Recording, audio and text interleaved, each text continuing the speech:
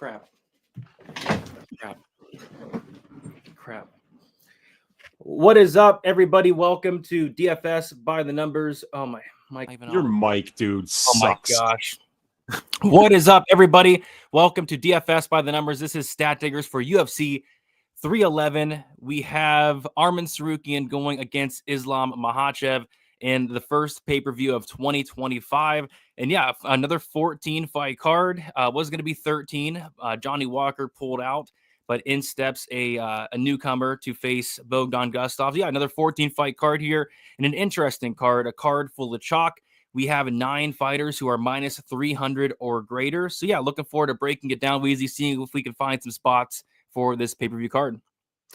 Yeah, that's always the point here, is to try to find some spots to stick out so that we can make some money while we're doing what we love, which is watching fights on Saturdays. And this is a special card, Brady. I mean, we've got 2 phenomenal title fights here, and then a lot of really fun big names on this card. I mean, you could just go from top to bottom and see names like Tagir Ulanbekov and Jailton Almeida and Rinya Nakamura.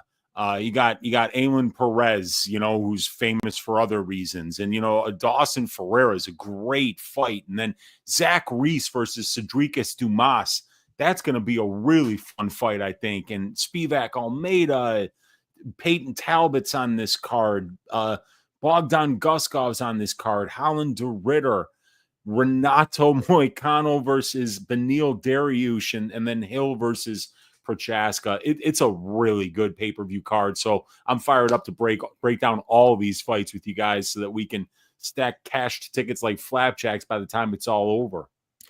Yeah, this card's insane. I think there's so many fun fights on this card, so many intriguing fights as well. So yeah, definitely looking forward to it.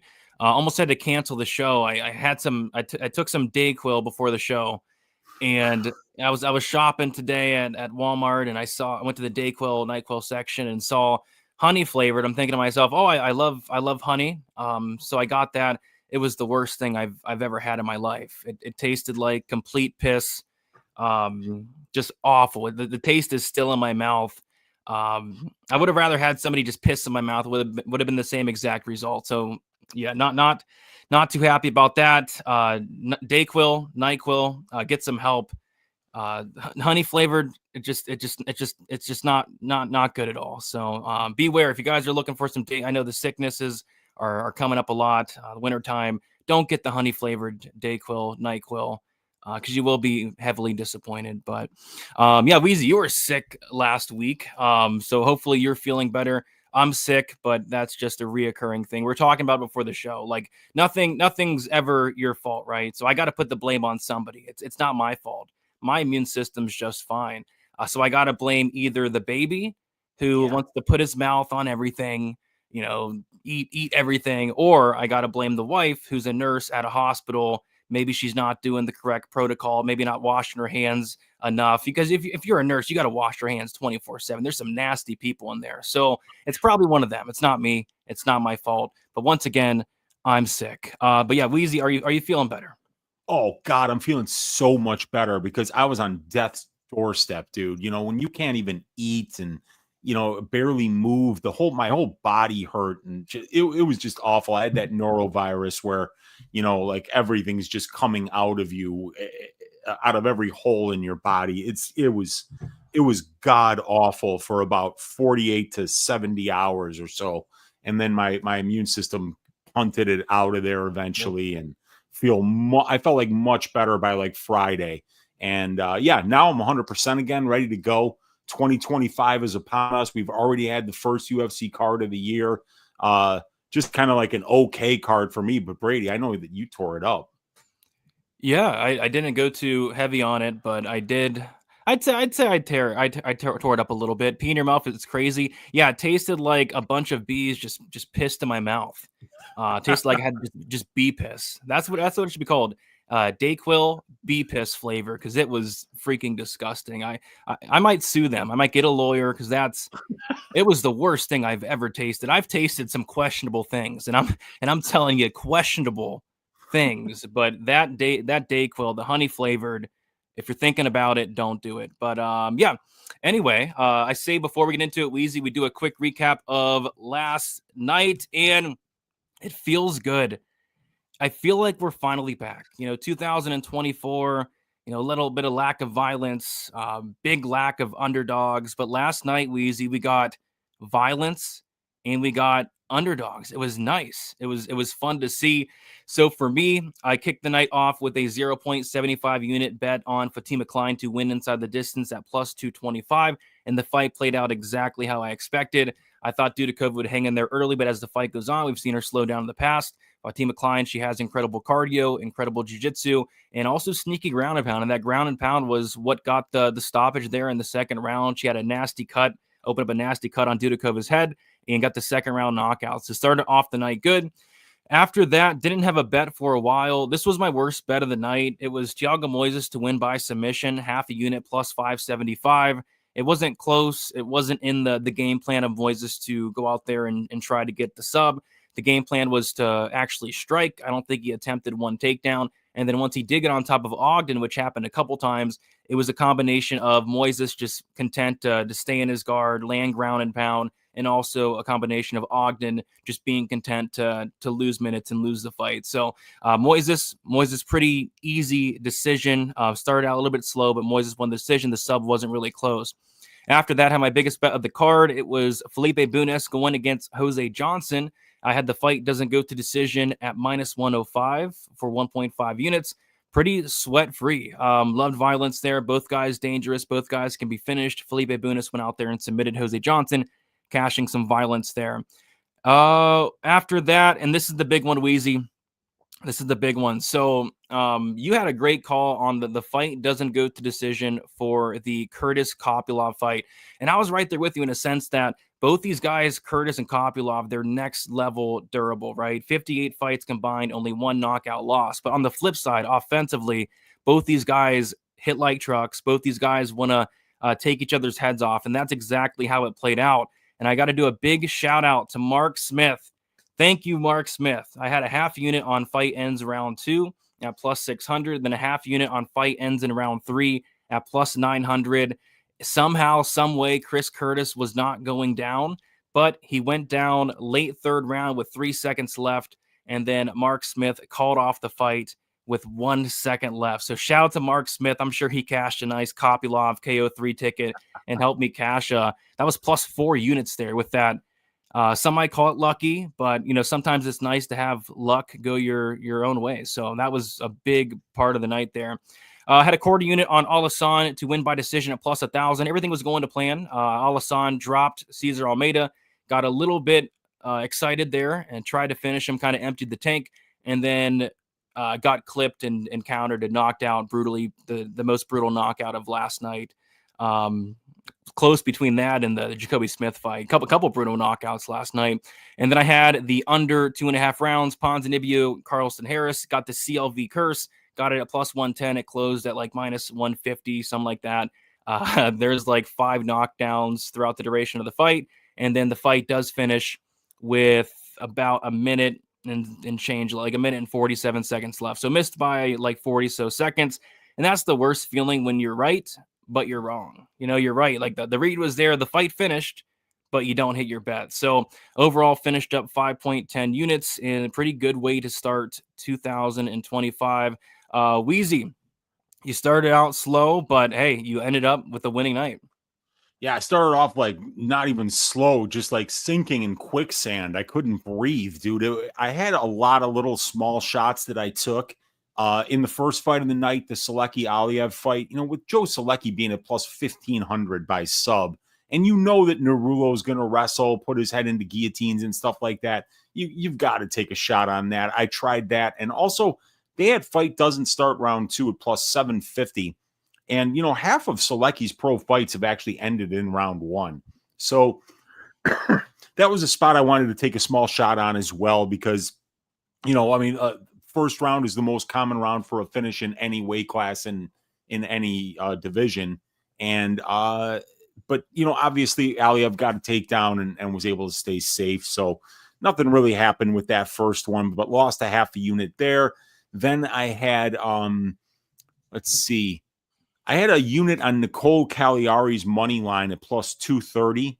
Great bet. Split decision, could have went either way. And I thought it should have went to Karaskacha. I thought the judges got that right. But, I mean, if you're betting on somebody that loses by split decision and you get them at plus 230, that's a good bet that doesn't cash. So I was fine with that.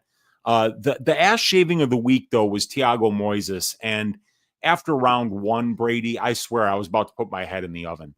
Because I spent all this time analyzing the fight, and I said to myself, okay, all Thiago has to do is not do one thing, and that's just stand right in front of Trey and distance strike with him. As long as he's not so stupid as to do exactly that, he should win this fight.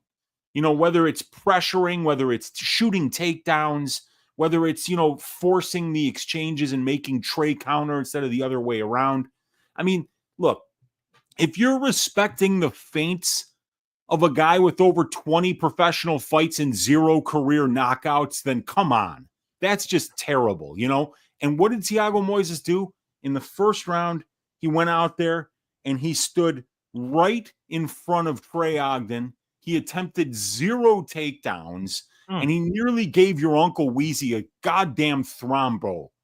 Okay, so, I mean, it was just awful. And then Thiago lands a lucky leg kick because he decided, hey, maybe I should throw strikes, right? He lands a leg kick. It drops Ogden. He winds up on top of him in the second round, wins the round, gets a reverse at the beginning of the third round after Ogden shot a takedown on him, spends the rest of the round on top. Not an impressive ass shaving of the week pick, Brady, but it cashed.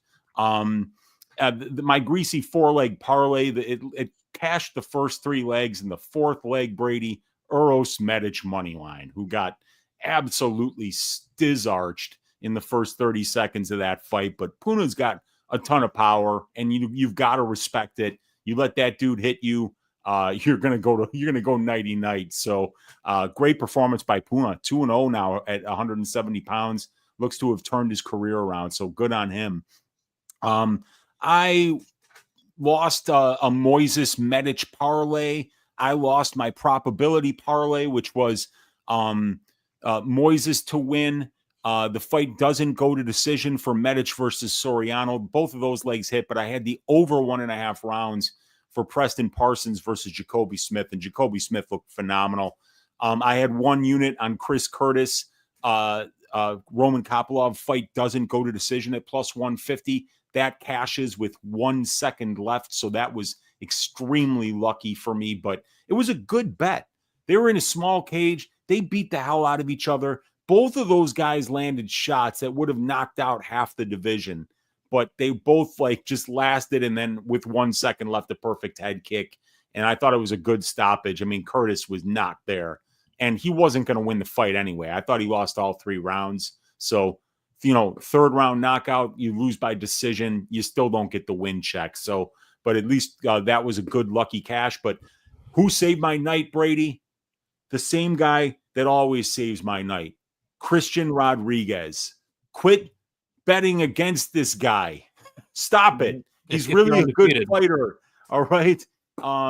He got the job done for me at plus 240 for 1.5 units. That won me 3.6 units. I finished up 0.1 units. It could have been better. I had a half unit on Mackenzie Dern by decision, and she got that submission with 5 seconds left in the third round. And I thought she was kind of on her, she had won 2 of the 3 rounds, I think, up until that point. I thought she won this the first and the third rounds, and Hebas cleanly won the second. So I think that maybe I might have had a chance on Dern by decision, but I was kind of mad because I was 11-3 on picks, Brady, and I picked Bruno Lopez to win by decision, and I picked Mackenzie Dern to win by decision. And even though they were big plus money numbers on both their money lines, for some reason I didn't get the window and bet either of their money lines. Huge mistake by me. But, I'll take breaking even, seeing as my day started with me being down something like 4.25 units. And I clawed my way back. So looking to get off to a little bit better of an outing this week here on this pay-per-view card. Yep, for sure. I think there's going to be some opportunities here. Some opportunities here. What is up, everybody in the chat? Hopefully, you guys are doing well. I know we got some football going on, but holy crap, these games have been rough. I mean, the Bills blew out the Broncos. The Broncos looked like they didn't even try, and then this Packers Eagles game was just terrible. Just took years off my life. But the game tonight should be fun, I would hope. But yeah, what is up? Elijah wants to say, let's go. Got Islam minus 250 and Umar minus 250. Parlayed them both about a month ago and beat some line movement hype for this card. You did indeed beat some line movement for sure. I think Islam's like minus 400 now, and Umar is minus 350 there. So you definitely beat a lot of line movement. We got AJ Worse in the building. What is up, AJ? The Father's Plan parlay. I've seen some people doing the Father's Plan parlay already. Neil saying Alassane is lucky Herzog was at a snuff film festival last night. He wouldn't have been close to stopping that. And yeah, is it a coincidence, Weezy, that both Jason Herzog and Keith Peterson, they took the night off. They weren't there at the Apex last night, and we got 9 finishes. Coincidence or not? You know, is Herzog stopping that Kopylov-Curtis fight? No, he's not stopping it. Is Herzog stopping the Carlston Harris fight? No, he's not stopping that fight. Is Herzog stopping the Alassane Cesar Almeida fight? Probably not. He'd probably get the smelling salt and try to help pour Alassane up and try to make him continue to fight. So yeah, if Herzog was there, we would not be getting 9 finishes. So hopefully they keep him away. Yeah, Nurmagomedov. I didn't watch the fight, but yeah, he needs help. He needs help for sure. Let's see. If anybody that doesn't have an air fryer, get one. Why? That's a random, but I agree. I think air fryers they're solid. Death taxes and C-Rod killing prospects. Yeah, it was his 4th time doing so. And yeah, big shout out to Mark Smith. Big shout out to Mark Smith. Made my night. Yeah, me too, dude. I owe Mark Smith one, but you know, I got to say it one more time, Brady. It happened again when you've got a big plus money ticket. Your fighter does enough to maybe get the split decision, and you hear one judge on your side, the other judge against your side, and Judge Ron McCarthy has it, and then you just scream an expletive word as loud as you can and walk out the door because you know that there is no chance in hell that Ron McCarthy is ever going to score a fight for his Uncle Wheezy's. For whoever I backed, Ron McCarthy's taking the other side, and that's fine. He's got the right to do that because he's Big John's son and because nepotism exists. He has a job as a judge, and he gets to do that to me. But guess what, Brady? We have stat diggers, and that means your Uncle Wheezy gets to come here every Sunday night and call Ron McCarthy what he is, and that's a retard.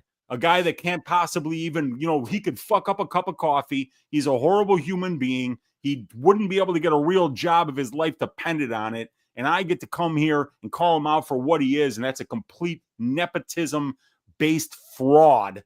And he did it to me again. But I got to say, I agree with his decision. I thought Caricature won the fight, but he still sucks. Yeah, he sucks. He does suck. Sucks. Eileen Perez pissed in your mouth. That's probably the most disgusting thing I've ever heard. That'd be awful. So yeah, I would not want that. They're making Brady's house into a germ factory. Yeah, something's going on. I'm quite sick of it. Let's see. Hit the Bunas. Yeah, the sub. I thought the sub was super. I thought sub 1 was super live for Bunas, and it came through. And yeah, I saw that Pickle Kush. So DraftKings made a mistake. They had Fatima Klein by finish at plus 1,300. Glad they let that go through because, geez, that's a phenomenal line. I think they mixed up Dudakova's inside the distance with Fatima. So there you go. Wow. No, I don't think Bashi's a fraud. I just think that C-Rod is very underrated type thing. Bashi's definitely not a fraud, in my opinion. We got Vitra with the 699 saying went 3-0 on bets. Heck yeah. All over unders after torturing your analysis all week. 0 losses. There you go. The best way to beat these crooked, corrupt bookies. Thanks, gentlemen. Thank you, Etro. And glad you had a great night. 3-0 is very impressive. Let's see. Yeah, Joe Selecki sub. I think Selecki sub was like plus 550 or something, or 600 on Bet Online, but on Bet Rivers it was like plus 1,500 to plus 1,600. Daniel saying, don't you hate when you're so right like that? I said Wonder Boy's going to win the whole fight and get knocked out in the end. Said that about Jared Cannonier too. Yeah, it's the worst. Yeah. It is the worst. We got our guy, Avery Marino, with a 99.99. I know I saw Avery had a great night, up 170%, which is incredible. I thought I had a great night, Weezy. I was up like 97%, 170% for Avery Marino. Like this card coming for even more bets. Let's roll Stat Digger. Shout out to Avery. Glad he had a great night. The Avery Marino Stat Diggers parlay was so close. We had Thiago Moises, check. And then we had Carlston Harris Ponzinibbio under 2.5. Very close. The fight finished, but did not finish under 2.5, which is very annoying. I thought it might have. If Harris did the whole lay on his back and get kicked for 45 seconds thing, that's the worst, man. Like, why are you laying on your back and getting kicked? I hate it. And then not only that, dude, like right with 2:40 left in the round, so we had 10 seconds left. That's when Ponzinibbio cracked Harris, and he went like out on his feet almost for like a second. And I was like, oh my God, are we going to cover this in the last 10 seconds? I thought we might actually get it because Pons was just cracking him, but Harris just stayed conscious enough to make it to make that thing go over 2.5. Oh, what a shame. We were so close. It was crazy. He was on ice skates for like 45 seconds, Harris, and then the ref finally stopped it. We got Dan from Half the Battle. Smash the like button, gentlemen. I agree. Let's smash the like button. What else we got? Yeah, C-Rod live minus 130. That's a great line there. I'm surprised they gave you that good of a line because I thought C-Rod looked incredible in the first round, landed a knee early. Great line there. Almost had the guillotine too. Yeah, he did great from start to finish. Usually C-Rod is kind of a get going later type fighter, but from start to finish, great performance there. What else we got here? Air Fryer plus EV, 100% agree. 100% agree. Let's see here. I hit the over 0.5 takedowns for Dudakova, but not sure how the two even counted. I think I missed like half of the first round, and Dudakova got a takedown then. I guess so. She was totally shooting takedowns at the beginning in the first round there. Yes.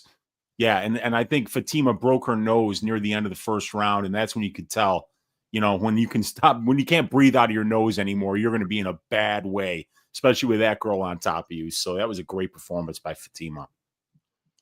Avery with the 999. Appreciate you, Avery. He said, I had to do unspeakable things to the Moises money line for this. I can't imagine Avery just watching the first round of that fight, just like, no, not again, Thiago. Not again. Because he's done this before. He's done this bullcrap before. I know. That first round was awful. Oh, so glad that Moises was able to get it done there.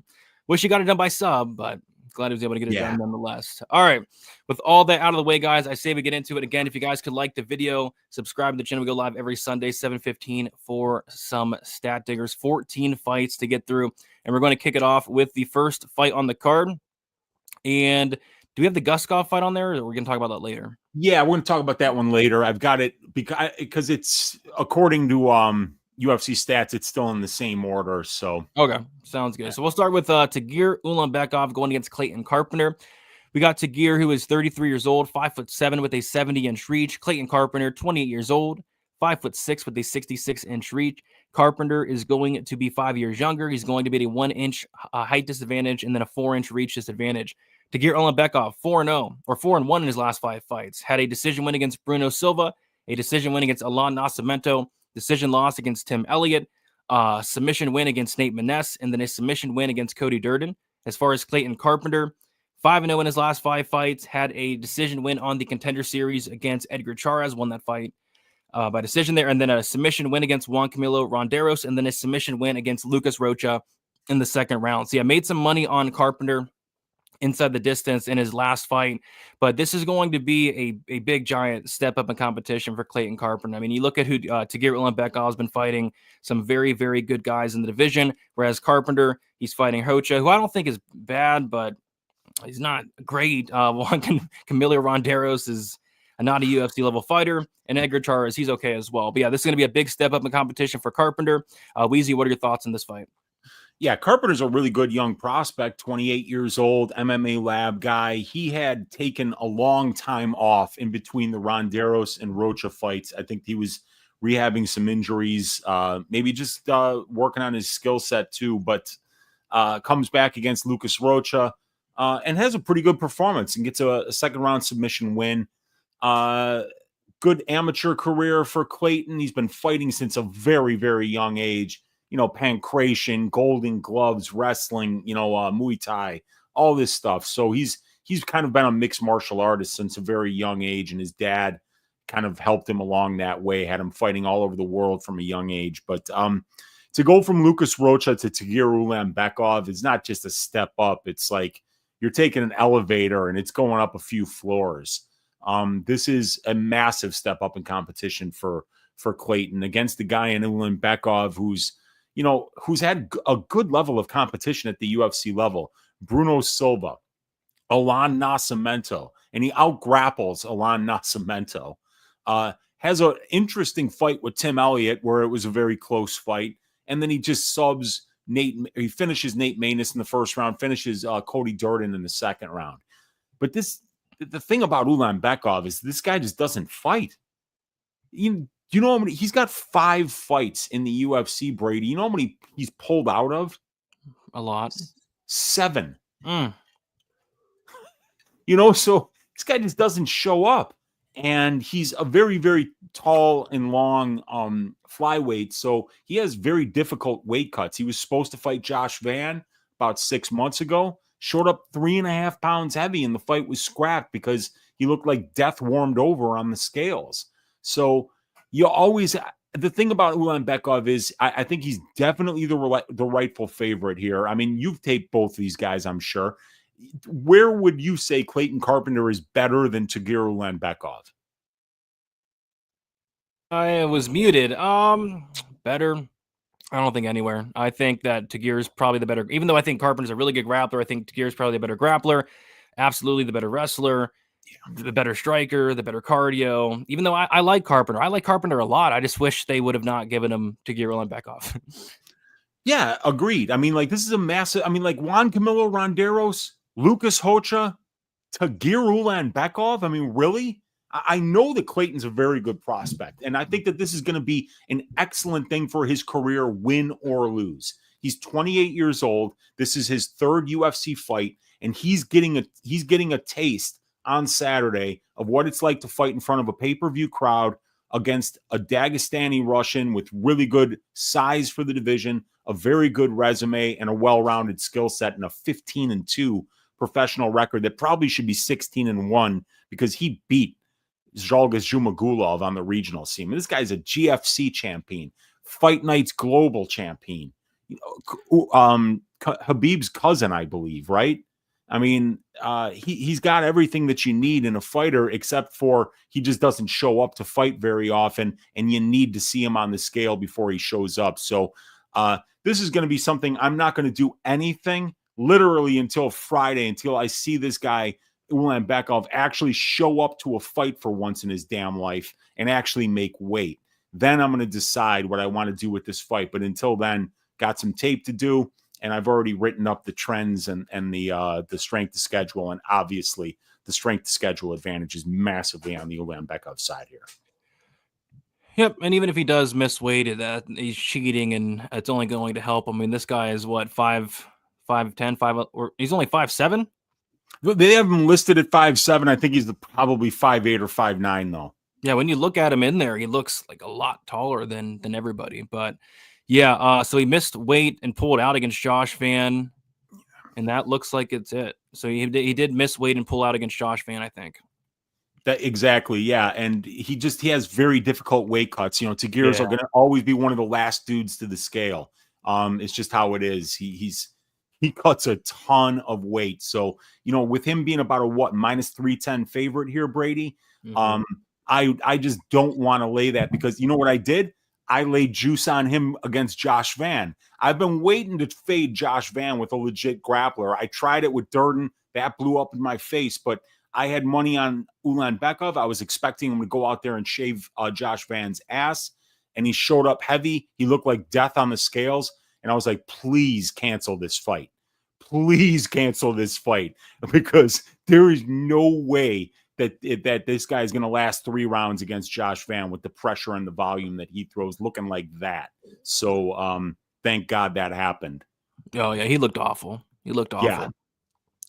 But yeah, speaking of the money line, like I said, Ulanbekov minus 310, Carpenter plus 260. I feel like everybody's minus 300 this week. So yeah, I like Tagir to win, but I don't love the minus 300. In terms of a prop, they have the over at minus 275, the under at plus 215. I would lean towards this going over, but I don't know about minus 275. So this is probably going to be a stay away for me. I think it's annoying that they're giving Carpenter Tagir because I'm a big fan of Carpenter, but this is just a tough matchup, I think. Agreed. Yeah, I mean, my model likes the under 2.5 a lot, but it doesn't really mean much because you only got 2 fights for Carpenter in there, and 3 of Ulanbekov's 5 UFC fights have went to decision. You know, it's not like Clayton Carpenter is going to finish Tagir Ulanbekov like he did Lucas Rocha or Juan Camilo Ronderos. So I think this one probably does go to decision, but I would not be laying minus 275. Not with somebody with as good a chokes as Ulanbekov, and potentially somebody that could wind up looking like, you know, Christian Bale and the Machinist on the scale this time around too. So no thanks, man. I would rather play that under, or wait to play the under and wait and see how Tagir shows up looking on that scale on Friday. Yep. Right there with you. So yeah, interesting fight to kick off the card. We're going to move it on to a fight we were supposed to see a couple months ago. It is Bernardo Sopaj going against Ricky Turcios. We got Turcios, 31 years old, 5'9" with a 71-inch reach. Bernardo Sopaj, 24 years old, 5'6" with a 66-inch reach. We got Sopaj, who's going to be 7 years younger. It's going to be Turcios with a 3-inch height advantage and a 5-inch reach advantage. Turcios is 3-2 in his last 5 fights. Made his debut against Brady Heastan, won that fight by split decision, lost a decision to Ayman Zahabi, won a split decision against Kevin Natividad, and they got submitted in the second round by Raul Rosas Jr. As far as Bernardo Sopaj, made his debut on short notice against Vinicius Oliveira and lost that fight by a brutal third round knockout. So I forget what the line was when they were supposed to fight originally, but I imagine it's kind of around the same price tag. But yeah, we got Sopaj minus 360 here. Turcios plus 285. Yeah, I'm very high on Sopaj. I think this guy is the real deal. I think he has some upside, but minus 360, it is a hefty price tag to lay here. Do you remember who pulled out of their first fight? I feel like it was Turcios, dude. I don't know why, but let me go look, because I think on Tapology it always does say. So yeah, it should. Let's see, Turcios, and then the last fight was on November 9th, and Turcios medical issue after weight cut is what it says on. So it was Turcios who pulled out, and you know that sucks for both guys, but obviously for Sopaj, because he showed up on weight, ready to fight, and then you know he gets a fight canceled, so he gets no check, and now here we are 2 months later. He probably couldn't buy Christmas presents for his family and stuff, so he's gonna be pissed off here. He is going to be pissed off. Yeah, I think I picked Sopaj and Sopaj by decision, but I did not have a bet actually on the fight the last time this was scheduled, so I don't really see a need to add anything this time around. Nothing's really changed for me. Still high on Sopaj. Never really been sold on Turcios, but I like Sopaj. But yeah, another minus 300 favorite, which we will see throughout the duration of the show. Yeah, my official pick for this one was Sopaj by decision, and I wrote it up. So I'll just read the summary from my write-up that I had a couple of months ago, Brady. And what I said was it's the volume, pace, and output of Pretty Ricky here versus the explosiveness, the power, the youth, and the solid ground game of Sopaj. Sopaj is a massive favorite coming off a brutal knockout loss, and he has 0 UFC wins. It feels like a classic case of being overrated coming off a loss, like Gabriel Santos versus Laron Murphy or Rolando Bedoya versus Chaos Williams, as he's priced as a minus 350 favorite. And that's what I wrote 2 months ago. Where is he right now? You said it was minus 250? 350 is where I said. Yeah, it's about the same, minus 360. Yep. Yeah, okay. So the line really hasn't moved since November. So Ricky's going to be the much bigger fighter. He's going to be 3 inches taller and a 5-inch reach advantage. He's more experienced overall and in the UFC, obviously. And this guy's got the UFC strength to schedule advantage and regional scene strength to schedule advantage. So his offensive volume, pace, and pressure can really cause problems to guys who slow down in the second half of fights, like we saw from Sopaj the last time out, but that was a short notice debut. So, I mean, we can excuse that. Bernardo looks like a legit prospect. He's 7 years younger. The more opportunistic finisher wherever the fight goes. He has more power on the feet, and his wrestling and top control are good enough to win minutes against Ricky. Ricky is so hittable that I could see Sopaj finding moments on the feet, being the harder hitter. And I also think he can take Ricky down if the pressure ever starts bothering him. Bernardo being 7 years younger with the more refined moment-winning potential should be enough for him to win this fight. If Sopaj slows down, this fight could get really greasy, but I think he should be able to land the bigger shots on the feet, win some minutes with his grappling, and bank the rounds of this fight on his way to a decision. So yeah, Sopaj by decision is the pick. Yep. Right there with the Adam saying, does Sopaj have any upside for a finish? Sub most likely. Yeah, he is a finisher. He does have power, does have a little bit of a submission game. The thing that's leaning me towards the decision is just that Ricky Turcios is very tough, very durable, and does have good submission defense. I know Raul Rosas Jr. submitted him, but yeah, I do ever so slightly lean the decision route. Ricky's too wild. Yeah, he's wild, both in and outside the cage. Both in and outside the cage. That is for sure. But yeah, hopefully this fight happens. We were supposed to see it a couple months ago. All right. Let's keep moving on to the next fight. We got Rinya Nakamura going against Wing Gafurov. We got Nakamura, 29 years old, 5'7" with a 68-inch reach. Wing Gafurov, 28 years old, 5'7" with a 68-inch reach. Gafurov 1 year younger, same height, same reach. Rinya Nakamura, 5-0 in his last 5 fights. Had some road to UFC fights. I think got a first-round knockout in both of them, or a first-round knockout in one, and then a submission in one. And he made his debut against Toshiami Kazama, won that fight by first-round knockout, took Fernie Garcia the distance, winning a decision, and then also took Carlos Vera the distance, winning a decision. Wayne Gafurov, he is 3-2 in his last 5 fights, made his debut against John Castaneda, lost that fight by decision, and then lost by submission to Said Nurmagomedov, and then beat Kung Ho by decision. Jeez, I butchered that. So yeah, another big favorite here. This is a minus 450 favorite now in Rinya Nakamura, which it's actually a discount from where he has been. Like I imagine he was like minus 1,000 against Carlos Vera, massive favorite against Fernie Garcia, massive favorite against Toshiami Kazama. This is a guy that definitely has some hype. I think the hype's kind of died down a little bit just due to the fact that he's not going out there and finishing, like you should be finishing Carlos Vera, you should be finishing Fernie, but maybe he finally gets back to his finishing ways, because I think Wayne Gafurov, although never been knocked out, he's been knocked down in pretty much every single fight I've seen. This guy's getting knocked down. I think he's chinny, and then he's also been sub before. So maybe Rinya can potentially finish him, or maybe he can just go out there and do what he has been doing, racking up 10+ minutes of control and just dominating. So I like Rinya here, but minus 450, like, what are you going to do? What are you going to do? Yeah, that's the world we're living in, you know? But here's what I'll say. When I was looking into this fight last night is that Rinya Nakamura is absolutely a can crusher. And, you know, it's not really his fault. You know, he's fighting in road to UFC. He's fighting on the Japanese regional scene. You're just not going to get great competition there. But Muin Gafurov is levels above anybody that Rinya has fought. I mean, literally anybody. There is a big experience discrepancy between Gafurov and Nakamura, both as a professional here and in terms of strength of schedule. These guys have fought in completely different stratospheres of MMA. Toshiami Kazama, Fernie Garcia, and Carlos Vera. Oh, yeah. None of those guys should have ever been in the UFC in the first place. All 3 of them, you're asking yourself, wait, how did this happen? I remember when they signed Carlos Vera.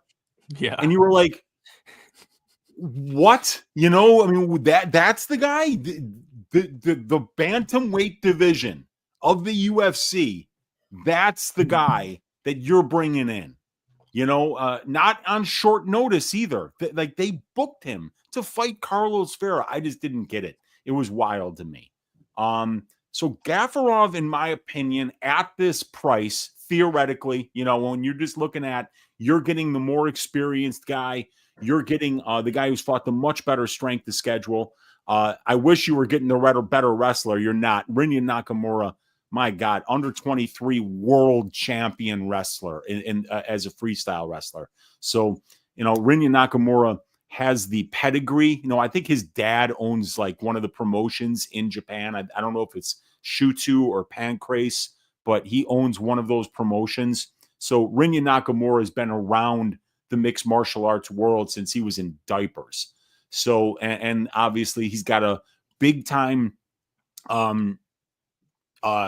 wrestling pedigree that cannot be questioned. So no matter what, if you're back on Rinya Nakamura, you're going to get a guy that whenever he gets uncomfortable, I should say, he can always have that wrestling in his back pocket and use that to slow things down and slow his opponent's offense down. So you got to love that about the Nakamura side. He's a phenomenal prospect. He's still 29 years old, but this kid has faced nobodies, absolute nobodies. And he didn't finish Fernie Garcia or Carlos Vera. And in my opinion, just the massive step up in competition, Gafurov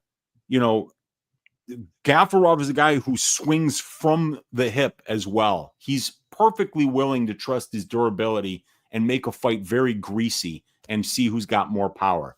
I think Nakamura has more power. I think he's faster. I think he's more athletic. I think he's the better wrestler. He's the better prospect. He's got the better skill set as a whole, but he's literally beaten nobody. So I think that, I don't know, maybe a Gafurov plus 3.5. I don't know, man. Like, I am not laying minus 400 on this kid. I promise you that.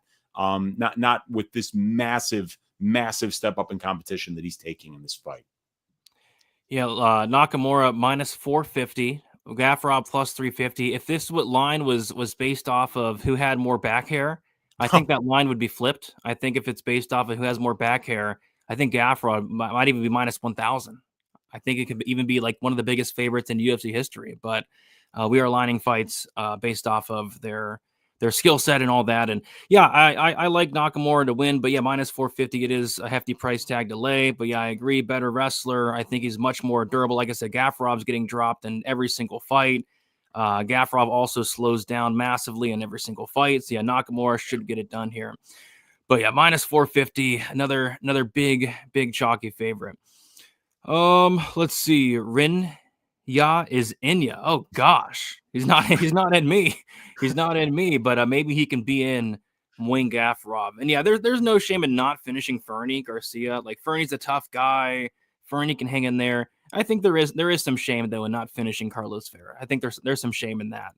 There's absolutely some shame in that, I think. Well, Vera was just kind of going for leg lock after leg lock after leg lock after leg lock. It was an interesting stylistic matchup for him to persevere in, because, it's not the kind of opponent that you see every day.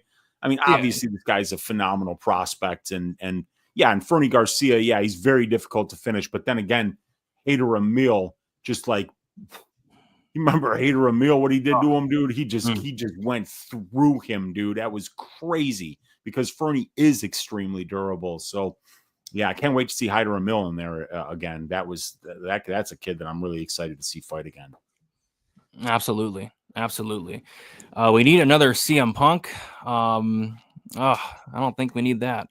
Not in the UFC, unless he's calling the fights. He does a great job on CFFC calling the fights. He's pretty funny. I think he's got a great sense of humor, and that's a good thing to have when you're calling the fights, when you're not necessarily the play-by-play guy.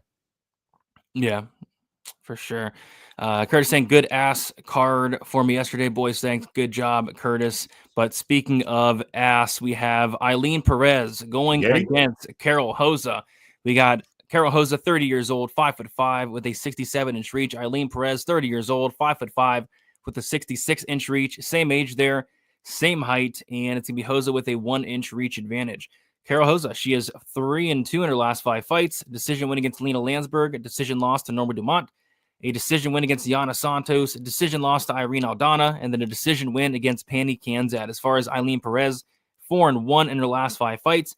Submission loss to Stephanie Egger. Decision wins against Ashley Evans-Smith, Lucy Pudilova, Jocelyn Edwards, and then a submission win against Daria Zelnikova. So this will be a step up in competition for Eileen Perez. She's looked absolutely incredible going out there, getting multiple takedowns, even got her first UFC finish in her last fight. But yeah, this will be a step up against Carol Hosa, who has really good strike. And her striking, especially at the last couple fights, has looked incredible. She has that really good volume. She has those nasty leg kicks as well. So I think it's going to be a good step up, a good test for Eileen Perez and see where she is at. Because it's easy to go out there and beat Daria Zelnikova and Lucy Pudilova, Ashley Evans-Smith. Let's see if she can beat somebody again in Carol Hosa, who's actually pretty dang good. I was looking through Carol Hosa's record, and she's literally hasn't fought anybody that wanted to take her down outside of Sarah McMahon.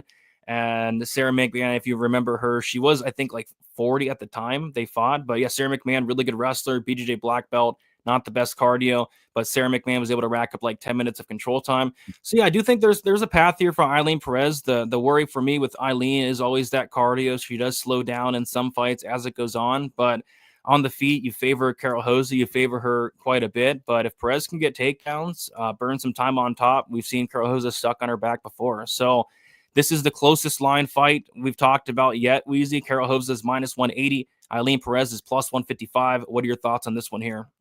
Yeah, my early lean is definitely towards the Hosa side for this fight because Eileen Perez is a good MMA wrestler. You know, she's averaging 5.4 takedowns per 15 minutes on 10.5 attempts, 51% takedown accuracy, and she's controlling her opponents 47% of her octagon time.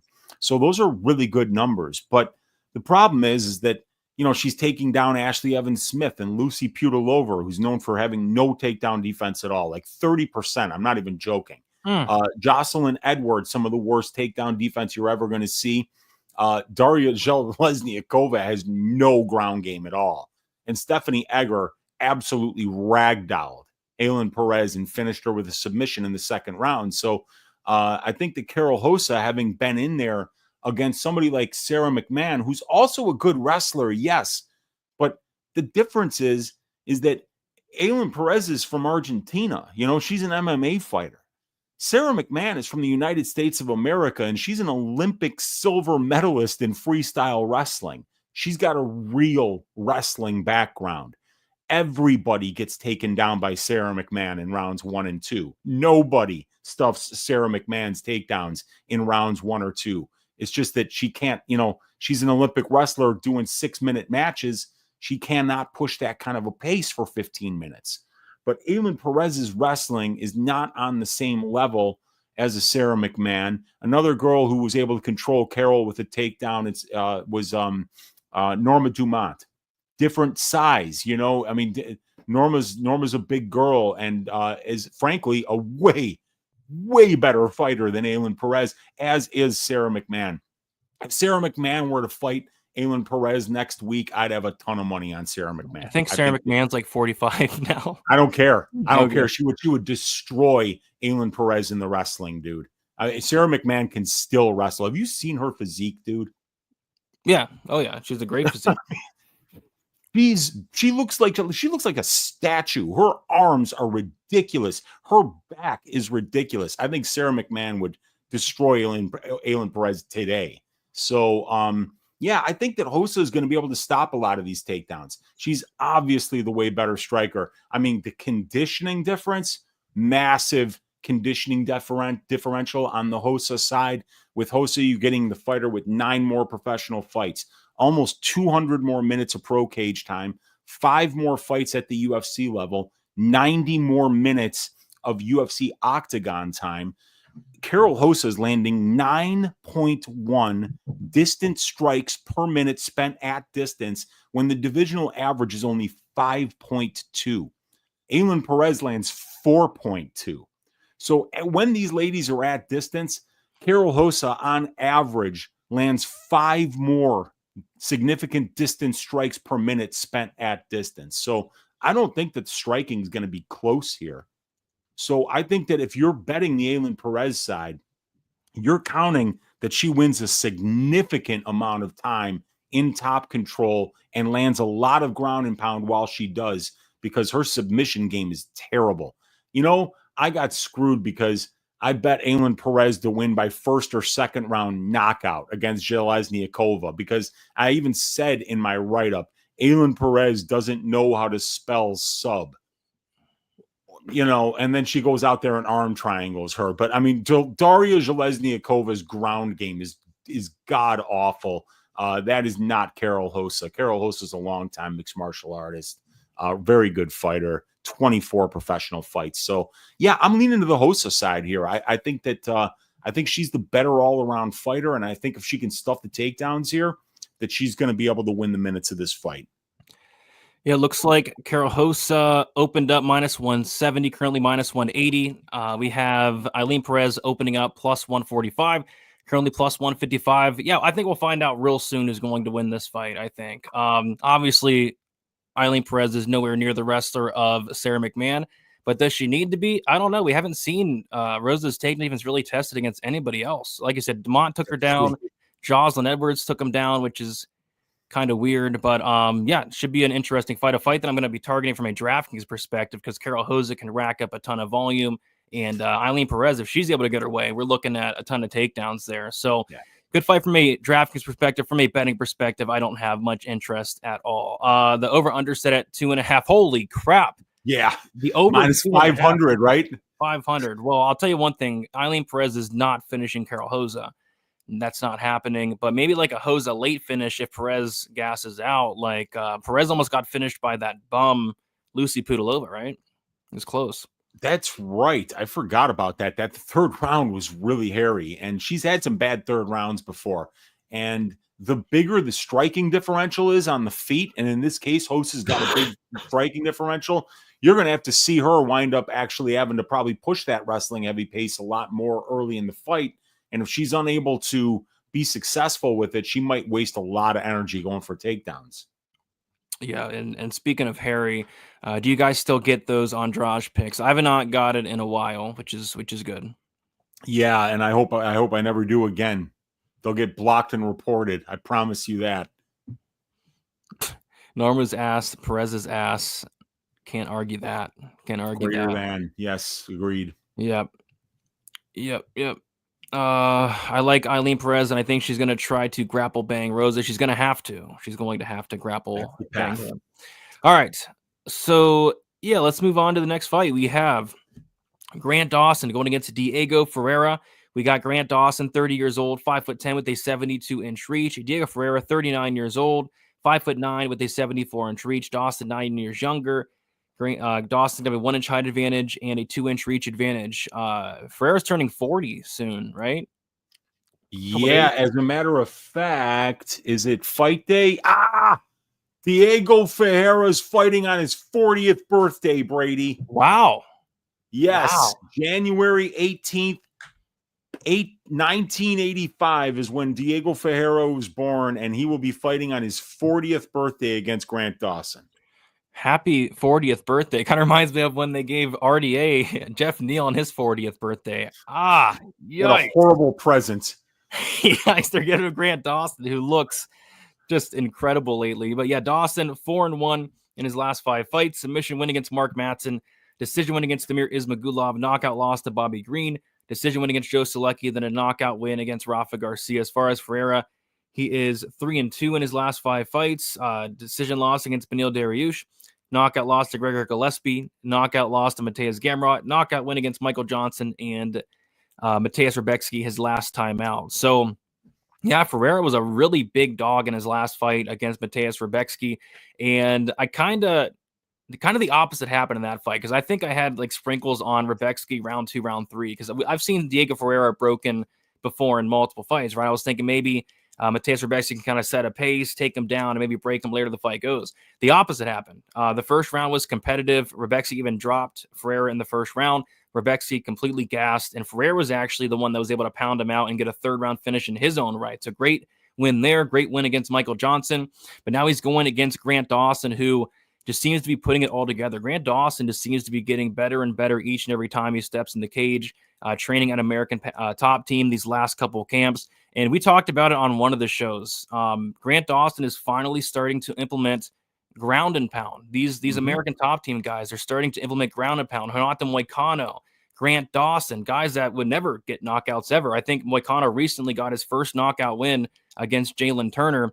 Grant Dawson, not a guy that typically you think of a knockout, right? Went out there against poor Rafa Garcia, coming off of an injury, a layoff, and Grant Dawson just beat the brakes off of Rafa Garcia. I went back and watched that fight. It was hard to watch, but boy, did Grant Dawson's ground and pound look vicious.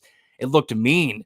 It looked like Rafa Garcia stole his lunch money or something. It was tough to watch. So, yeah, it's another wide line here. I think Dawson's around like -260, Ferreira's +220, and should be an interesting one. Should be a good test here for Dawson. I think it's a much tougher test than Rafa Garcia and Joe Selecki. And Diego Ferreira kind of having a resurgence. At one point, he was on a 3-fight skid, maybe on his way out, but now he's on a 2-fight winning streak and 2 great performances. So I'm really looking forward to this fight and looking forward to seeing who can keep the ball rolling here, Weezy. Yeah, me too. I think it's a great matchup because Diego Ferreira is one of the best, lightweights in the history of the division. In my opinion, he's been doing this for a very long time. 15 UFC fights since the year 2013, and he might have had a couple before that as well. And you look at the Diego Ferreira's competition, Brady. The 15 opponents that I have him fighting, their combined records today in the UFC is 140 wins and 78 losses, a 1.8 win-to-loss ratio. So this guy has been fighting at the highest level of one of the deepest and toughest divisions in the UFC for the last 10 years. But, Father Time's undefeated, and this guy is 40 years old. And we just saw him, look at these last 5 opponents, though. Beneil Dariush, he loses that fight by split decision. Then he goes to war with Gregor Gillespie. That was one of the best fights I remember. And that was Gregor Gillespie, after fighting Diego Ferreira and beating him, decided this is not for me anymore. And we haven't seen him since. Mateus Gamrot, he winds up losing that because of a body shot on the cage. Mateus just kind of wore him out. And then he beats Michael Johnson with just an absolutely vicious overhand right that just slipped. That was a knockout on the level of what Cesar Almeida did to Al Hassan last night. And then Mateus Rombeski was a great performance because Mateus is a young man, and Diego looked like the young man in that fight, coming back and weathering that early storm and finishing him late. And just a phenomenal performance. But in Grant Dawson right now, I'm not seeing where a 40-year-old Diego Ferreira is better than Grant. I mean, obviously, if this were going to be a striking match, I would favor Diego on the feet. I have no problem saying that. But the problem with that, Brady, is that Grant Dawson's got 12 UFC fights. He's been in the UFC octagon for over 2 hours of his life, and only 26% of that UFC octagon time is spent at distance striking range. So it just almost makes striking pointless, because you're going to be grappling against this guy. And you look over that massive sample size against the level of grapplers that Grant Dawson has faced in this organization. And he's winning 91% of the control time positions in his fights. And that's consisting of 74% of his UFC octagon time. That 74% chunk, he's winning 91% of that chunk. So I think Grant Dawson's the better wrestler. I think he's the better minute winner in the grappling exchanges. And I also think that even though Diego Ferreira is a legendary Brazilian Jiu-Jitsu black belt, that this is MMA and that Grant Dawson is the better grappler, submission grappling included, simply because this guy's ability to be able to get to his opponent's back is unmatched. And he just sets up the back takes as beautifully as anybody. He leaves you an out, and he waits for you to take that out. And until you do, he's pounding you with ground and pound. So as good as Diego Ferreira is, as plus EV as it is to fight on your birthday, and as great of a pedigree and as much of a strength of schedule advantage that he has against Grant Dawson, I don't think Grant Dawson is losing this fight. Yeah, it looks like we have Dawson opened up minus 325. He's now minus 260. Carlos Diego Ferreira opened up plus 275, currently plus 200. The total's kind of annoying. So they have the over-under set at 2.5. It's about a pick 'em, minus 115 each way. It's crazy because the under in the Rafa Garcia fight was like plus 190. I Plus cashed that. 190. Yeah, I cashed it as well. And I had the Dawson 2-3. But they're kind of all over some potential violence here. I think like a Dawson 2-3 could, it's always in play. I mean, how many second and third round finishes does Dawson have in the UFC? Oh, he's got a ton. He's got a ton. But the one thing I remember is that I've always been profiting from it because the bookies always mess up Grant Dawson violence lines, and now they're going the other way. Mm-hmm. You know, these are lines that have always been plus 170 for some reason because they seem to think that Grant Dawson's not a finisher.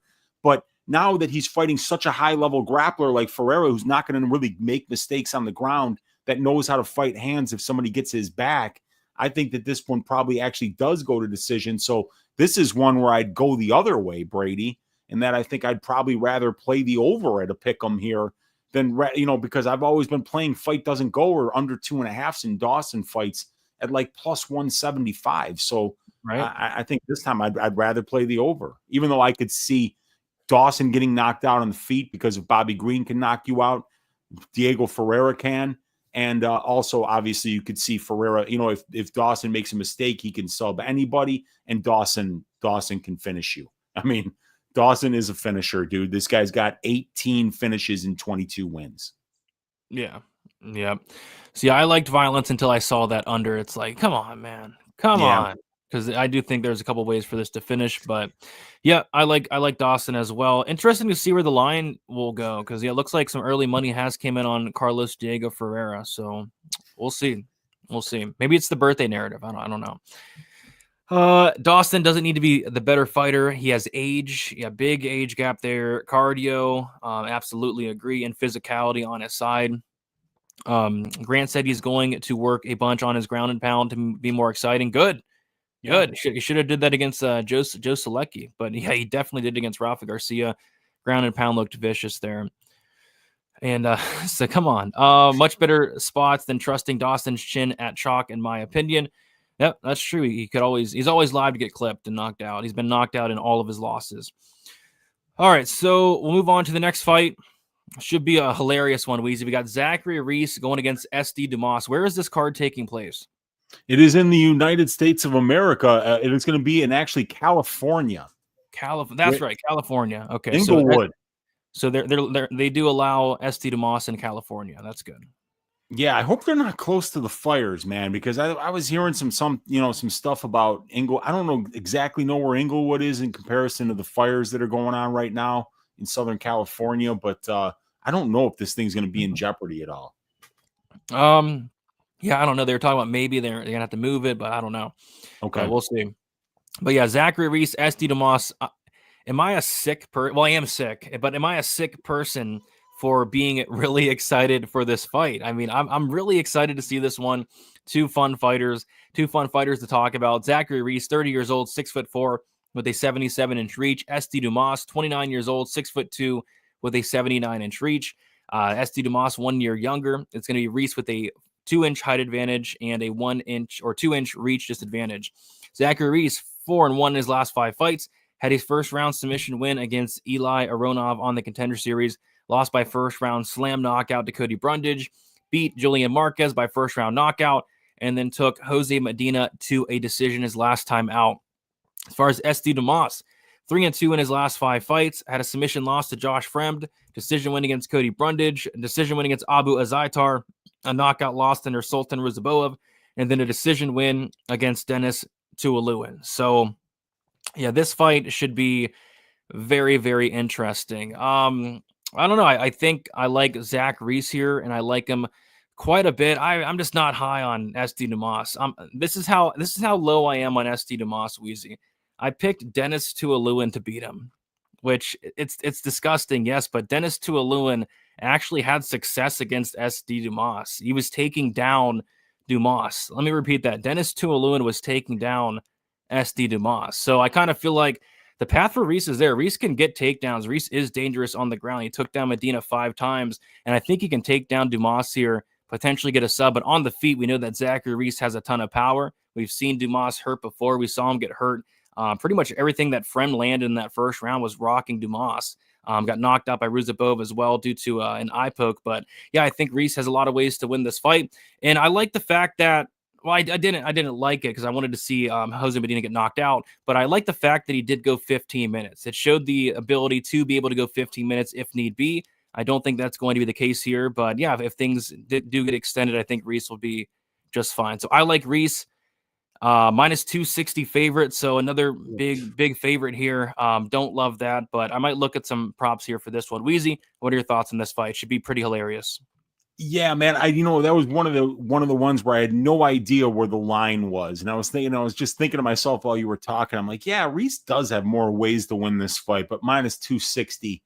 But it's a very good point that you made that Reese did get to go 15 minutes last time out, because that was his 9th fight. And going into the Medina fight, this kid had an 8-fight career that had spanned 11 minutes, Brady. So we just didn't know shit about him. Would he be able to go the full 15 minutes? What if somebody did push back in the second half of a fight? How would he be able to deal with that? Does he have heart? Does he have cardio? Is his skill set well-rounded? You don't find any of that out when you're starching dudes in 1 minute. So it was really good to get that information about Reese because, I think we know what Dumas is at this point. He's tall, athletic. It's kind of crazy that Cedricus Dumas actually has the reach advantage here because Zach Reese is a gigantic human being, but Cedricus has got a 79-inch reach. So dude's got a really good frame for the weight class, and he's got great kicks at range. That's one of the things I always liked about Cedricus is that he looks pretty technical when he's out there at range, and he's got a pretty wide variety of weapons. But Zach Reese does seem to be a problem because he's got that natural size. It looks like he has natural power, but he's got a very dangerous and opportunistic submission game as well. So I think that this is going to be a really fun fight. Both of these guys are pretty good finishers, but obviously it's Reese who's more known as the finisher. And Medina, dude, the Bolivian Homer Simpson, he just does it every time, man. I mean, this guy cannot be knocked out. I was laughing. I was saying what a horrible signing it was when they signed him. But, this guy's probably going to put together some really fun fights against young prospects that they want to test out, to see if hey, can this guy go 15 minutes? Because nobody's knocking out this Medina guy, man. Really fun fight here, but I think, maybe Dumas can get takedowns too. That's, I think, something that Reese, I don't know if Reese's takedown defense is going to hold up at this level. Reese is happy to be on his back. I know he loves, yeah, that's the thing, so I could see Dumas maybe winning some minutes here with his grappling, because if he can get takedowns and pass the side, not side control, but half guard, that's when he can kind of just camp out and win minutes. And stay safe from the submission attempts of Reese, who's a very big and long guy and very strong as well for the division. So, yeah, I can't wait for this fight. But I'm leaning towards that Reese side because I think he's probably got more power on the feet, and I think he's got the more opportunistic submission game wherever it is when this thing hits the mat. So I'm leaning to the Reese side, but it's going to be a fun fight. Yeah, all these lines are inflated, dude. Like just inflated lines. We'll talk about Peyton Talbot's minus 1,500. But yeah, Reese minus 260. I don't love it, but I am picking him to win. Dumas plus 220. If these lines were based on who's the better person, who's the better guy, that it would probably be Dumas minus 500. But the fact of the matter, this is based off of fighting. We do have Reese as the favorite, but yeah, Dumas is probably the better person overall, I think. Great guy. The over-under sit at 1.5. The over 1.5 is minus 120. The under 1.5 is minus 110. I got it at about a pick there. And yeah, it can go either way. We've seen Dumas go over quite a bit. Reese has only went over once, but it was against a guy that just can't be finished, I guess. and Jose Medina. So I don't know. But yeah, this fight should be fun. But I got to go Reese here. Agreed. Let's see. I hit the overs. There was like a span last year where like a month and a half, 2 month span where we were just seeing ridiculous fights go to decision. We saw Zach Reese go to decision, Sergey Pavlovich go to decision, Tom Nolan. Tom Nolan took who did Tom Nolan take a decision? Oh, Alex dude, Reyes. it was Perez's little. It was Dominic Oh, Reyes's little brother who had fought twice in the last 8 years. right? Like there was just a span where it's like, what is going on? What is going on? How is Tom Nolan taking Alex Reyes to a decision? What sense does that make? And I know Elijah one profited on a lot of those weird things there. Let's see. Dumas is effing terrible. I don't think he's terrible, but I'm disappointed. He looked so good on the regional scene on the Contender Series, but just hasn't really put it together yet. I know he has some wins, the Brundage win and Abu Zaitar and Dennis, but they're not great wins. Reese to shave the ass of Dumas. Elijah one liking some violence here. I would tend to agree. It's a Zach Reese fight. It's a Zach Reese fight. All right. And Dylan saying he parlayed Reese. I don't hate it. Like if there's something I would parlay, I don't mind Reese. I don't love it, but I also don't hate it. All right, we'll move on to the next fight. Yes, this fight's going to be awesome as well. Jailton Almeida going against Sergey Spivak. We got Jailton Almeida, 33 years old, 6'3" with a 79-inch reach. Sergey Spivak, 29 years old, 6'3" with a 79-inch reach. Spivak, 4 years younger, same height, and it's going to be Almeida with a 1-inch reach advantage. Jailton Almeida, 4-1 his last 5 fights, a knockout win against the very handsome Shamil Abdurakhimov, a submission win against Jairzinho Rosenstruck, a decision win against Derek Lewis, a knockout loss to Curtis Blades, and then a submission win against Alexander Romanov. As far as Sergey Spivak, 4-1 in his last 5 fights. Knockout win against Greg Hardy, knockout win against Augustus Sakai, submission win against Derek Lewis, knockout loss to Cyril Gahn, and then a submission win against Marcin Tybura. Yeah, this is probably one of my favorite fights on the entire card because I like both these guys quite a bit. Always been a fan of Sergey Spivak. I'm liking what Jailton Almeida is doing up in the heavyweight division. I think it's pretty hilarious that this guy's not a heavyweight, but he's fighting up at heavyweight and he's making all these guys look silly. I think it's pretty hilarious and awesome to see. Spivak is a guy that is so hit or miss. Like sometimes Spivak looks like one of the best fighters in the world, and sometimes Spivak looks just like the biggest bum you've ever seen. It's like sometimes he looks good, sometimes he looks bad. But this is a very interesting matchup. You know, I taped this one, and after coming out of tape, I'm like, yeah, I think it's a good spot for Almeida. You know, the couple times we've seen Spivak on his back, it has not looked great. Went back and saw the first Marcin Tybura fight. Tybura was able to take him down. Spivak had no answer, was taken down, just stayed on his back for the entire time until the round ended. And then the other time we saw Spivak on his back was against old man Oleinik, 41-year-old Oleinik, took him down and got into mount instantly. So my thinking here is I think it really honestly comes down to who's able to get the takedown first, but I kind of think it's going to be Almeida. I think he's going to get a takedown. And then I just have a feeling that Spivak's just not great off his back. From what I've seen, he's just not great. So I like Almeida. And then I look at the line and it's like, you can't lay minus 420 on Jailton Almeida, especially against somebody as dangerous and as good as a grappler wrestler as Sergey Spivak. Like minus 420, I think is insane. But I like violence here. Actually love violence. I think both these guys are incredible hammers, but I also think both these guys are just awful nails. Like some of the worst nails you'll see. I mean, that Curtis Blades fight for Almeida was a horrible look. And then Spivak's had some horrible looks as well. The Cyril Gahn fight, the Aspinall fight, the Walt Harris fight. There's been some terrible looks for him as well. So I like violence here more than anything. I can't get the minus 420 on Almeida here. I think it's a little bit disrespectful to the Vampire. Yeah, agreed, man. And especially with, you know, Nosferatu just coming out in movie theaters over the Christmas season, you know, I mean, you got to believe that this could be Spivak's season here. And he's a guy who kind of shows up looking great sometimes, and then he shows up looking like in the Cyril Gahn fight. What the hell is that? You know, so you don't, there's some variance on that Spivak side. So if you're going to bet Spivak and you're getting him at plus 300 against the guy he might be able to out grapple, that's a very interesting thing because Spivak's a lot more comfortable on his feet than Almeida is. And we know that he's a competent grappler. That's how Spivak wins his fights.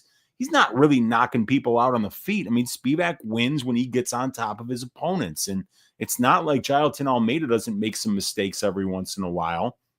And the thing about Jailton is just how uncomfortable he is at distance striking range. I mean, it's plain to see that this guy wants no business being there, and it's all there in the numbers too. I mean, when you've got 8 UFC fights, it's not a coincidence that you spend less than 10% of your UFC octagon time at distance striking range, and that you're attempting 11.6 takedowns per 15 minutes. This is a guy who wants to get out of those distance striking exchanges as soon as humanly possible. And he's going to probably be doing that against Sergey as well. But, you know, Sergey's better on the ground than Jairzinho Rozenstruik, Derek Lewis, even somebody like Romanov, you know, who's absolutely awful off of his back. Shamil Abdur-Rahimov, handsome, but not a great ground game, ladies and gentlemen. So these guys that Jailton is rinsing on the ground are not really on the level of Sergey Spivak, and especially if he does make a mistake and he winds up underneath Sergey, very, very bad place to be. But still, Almeida's slick, you know, and he's very athletic. It's something that you just don't really see in this division, is somebody with a physique like Jailton Almeida. So I think that his ability to be able to have good conditioning, to be able to suffocate his opponents with his grappling game, as one-dimensional as he is, you know you can count on it. But the second things go tits up for Jailton Almeida, you're going to be tearing up your ticket like 15 seconds later. And I remember, because I had him as the ass shaving of the week against Curtis Blades, and that was looking really good up until the minute that, like, the controller just broke, and then he shot in on a single leg that's dropped to one knee, and then it's like he just froze, and then the fight was over 5 seconds afterwards. So not sure how it happened, but that was a guy who, like, the second he got hit once and realized he was in a bad spot, he had absolutely no answer. I don't know if this kid's got any heart, you know, but then again, Spivak's never come back in a fight that I remember. I mean, like, I guess armbar from guard against Tabura the second time, but it wasn't exactly a comeback. So, yeah, this is an interesting one, man. I definitely got to look more into this, because the couple of times that old man Olynyk got to an advantageous position against Spivak, he got there at the end of the round. And if he had a little more time, he might have finished him, which makes me worried about what Jailton might do to him if he gets to a dominant position. Yeah, Olynyk got into mount, and instead of like pounding him out, he went for the scarf hold every time. Every time with the scarf hold with that guy. It's and his favorite. He almost tapped out. Spivak looked uncomfortable there. I think it was like the end of this, maybe the second round. He almost got it. Oh, that arm in scarf hold, I've been in that more times than I'd like to admit in my life. And your chin is just hurting your sternum, and it is so hard to breathe, dude. You want to get out of there any chance you can get. Remember when he made, I think he made Jared Vandera like puke from the. He did. Oh my gosh. Yeah, he puked from that. He was this close to tapping Derek Lewis with that scarf hold. Yeah. And same thing with what we were saying with Spivak too. It was, you know, he had him in a bad spot. Man, I miss old man Olynyk. I miss the guy. He was so much fun to watch. So much fun to watch.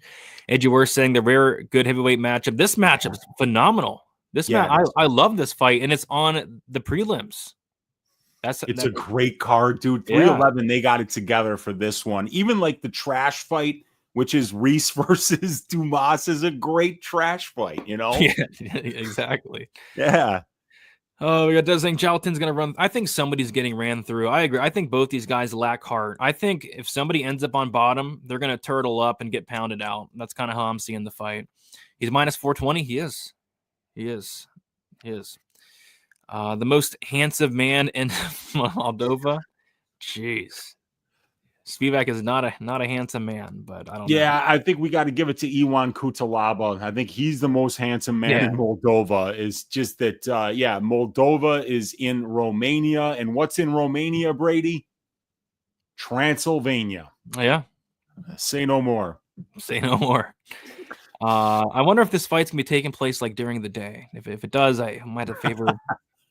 I don't know. It's going to be close, I think. We're on the prelims. You're going to be checking Sergey Spivak for sunscreen. Yes. we forget that he out-grappled Curtis Blades? He did. He got like 10 takedowns or something crazy like that. I was so mad the way Jalton lost that fight against Curtis. It was definitely frustrating. It's like, that's the worst thing when they do the whole go for a takedown and get stuck there and get pounded out. I remember Juan Adams got pounded out by Greg Hardy. Same thing. Went for a takedown, didn't get it, and just laid there while got pounded out. Yeah. Worst it's thing. The easiest way sometimes, It's like, get me out of here. Exactly. Fight doesn't go to decision for Almeida. Spivak is a good call. Brady, let's see the line. I think we need to give up on fair lines and adjust. Yeah, so looks like they have the over-under set at 1.5, which makes sense. The over 1.5 minus 155. The under 1.5 is plus 125. Interesting. I could see this one potentially ending early. Like I said, I think somebody's going to get on top, and I think whoever gets on top is going to implement their will pretty quickly. We've seen Spivak get on top and pound guys out. And we've seen Almeida do the same thing. Both guys have a submission game, but I would like to see where that fight doesn't goes at. Yeah, and check it out, Brady. Real quick, click on that tab to the right of the one that's highlighted right now. That's the over/under, and I'll highlight this. That under 1.5 that's sitting at plus 125 there. 42.9% is the amount of fights that go under 1.5 rounds at the heavyweight division. And for these guys, 8 of their 15 combined UFC fights that have been scheduled for 3 rounds have finished under 1.5 rounds. And Jailton Almeida has been finished in his only UFC loss, and Sergey Spivak has been finished in 3 of his 4 UFC losses. So, I think even the plus money here for the under 1.5 is probably a plus EV bet here. It's almost a trifecta bet on my template, and both guys are guys that can be finished when put in bad spots. So, I think that's probably a pretty good bet at plus money this week. Yep, agreed. I don't hate it. Don't ever love playing 1.5s, but if I was to bet, it would be that under. Absolutely. And Aussie, like me, right? Okay, I got you. Say that way more than I should too. Orobai was born and raised in Texas. No, he was not. What? Yeah. What are you talking about, Olajuwon? He was born and raised in an iceberg that was formed thousands of years ago, ladies and gentlemen, and it was not in Texas. They don't have icebergs in Texas, ladies and gentlemen.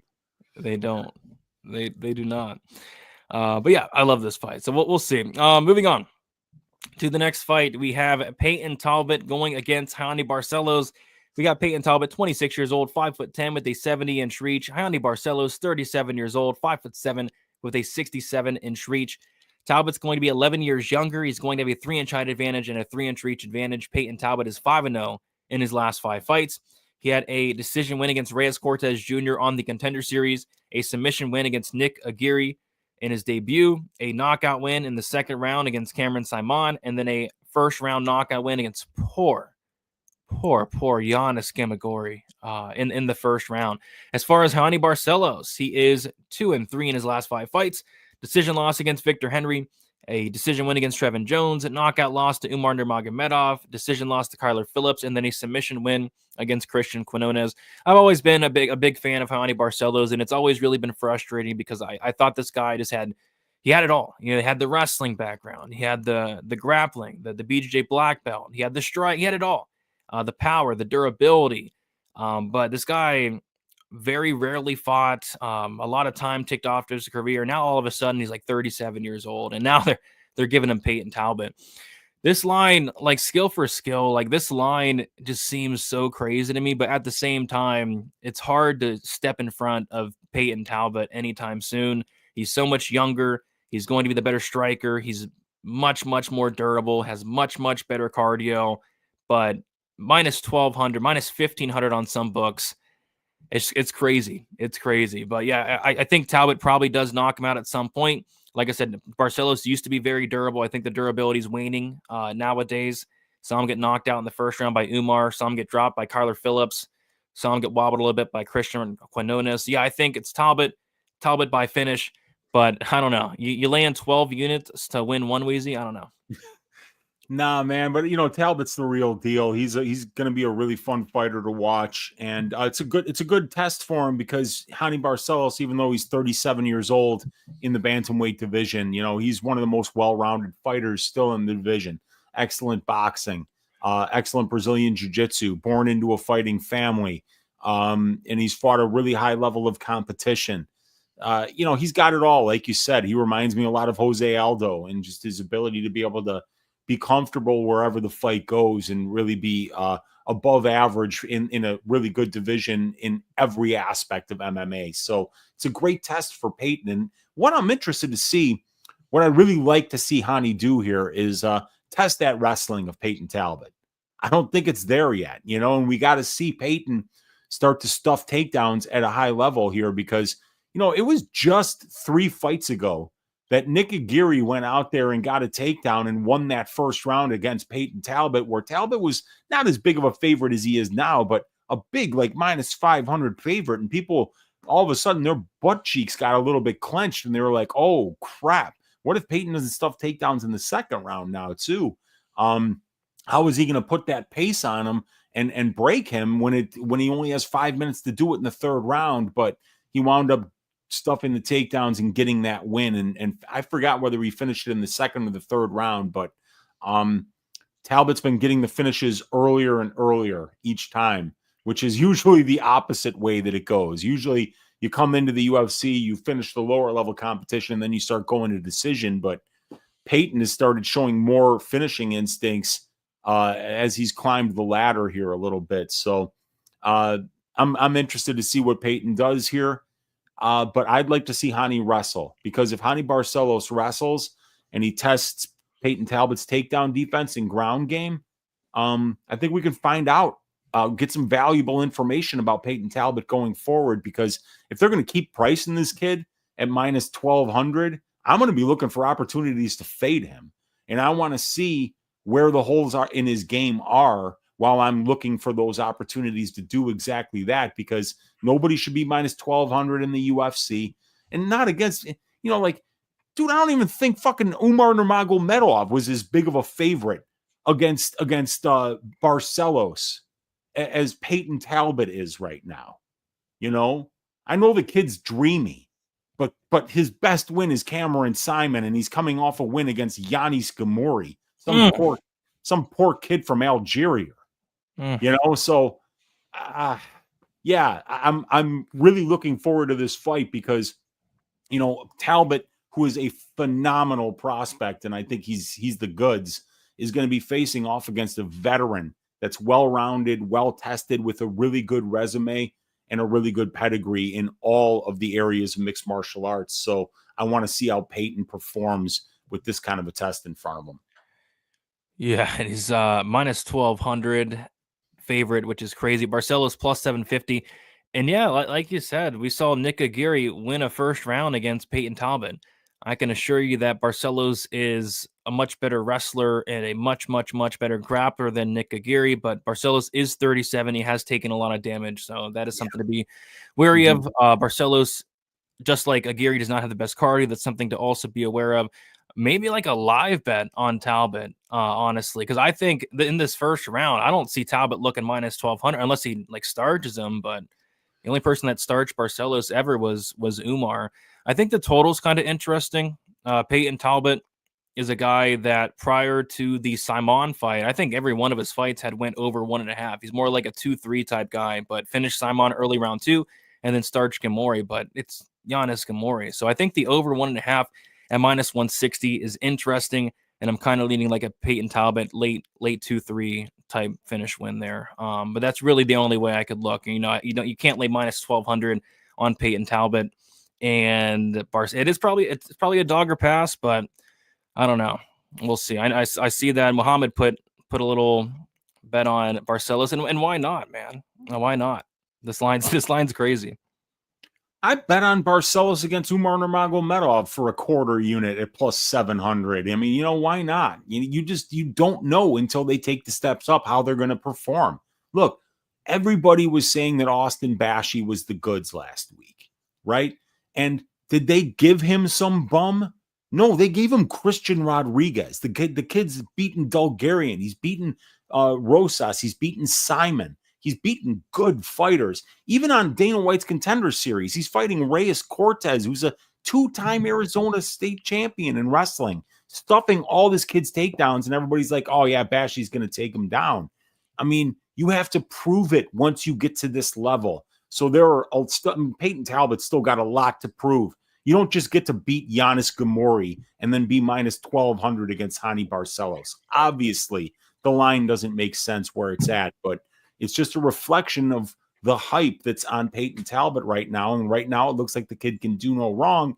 But I tend to disagree because I think the haircut was a huge mistake, Brady. Yeah. Oh, yeah.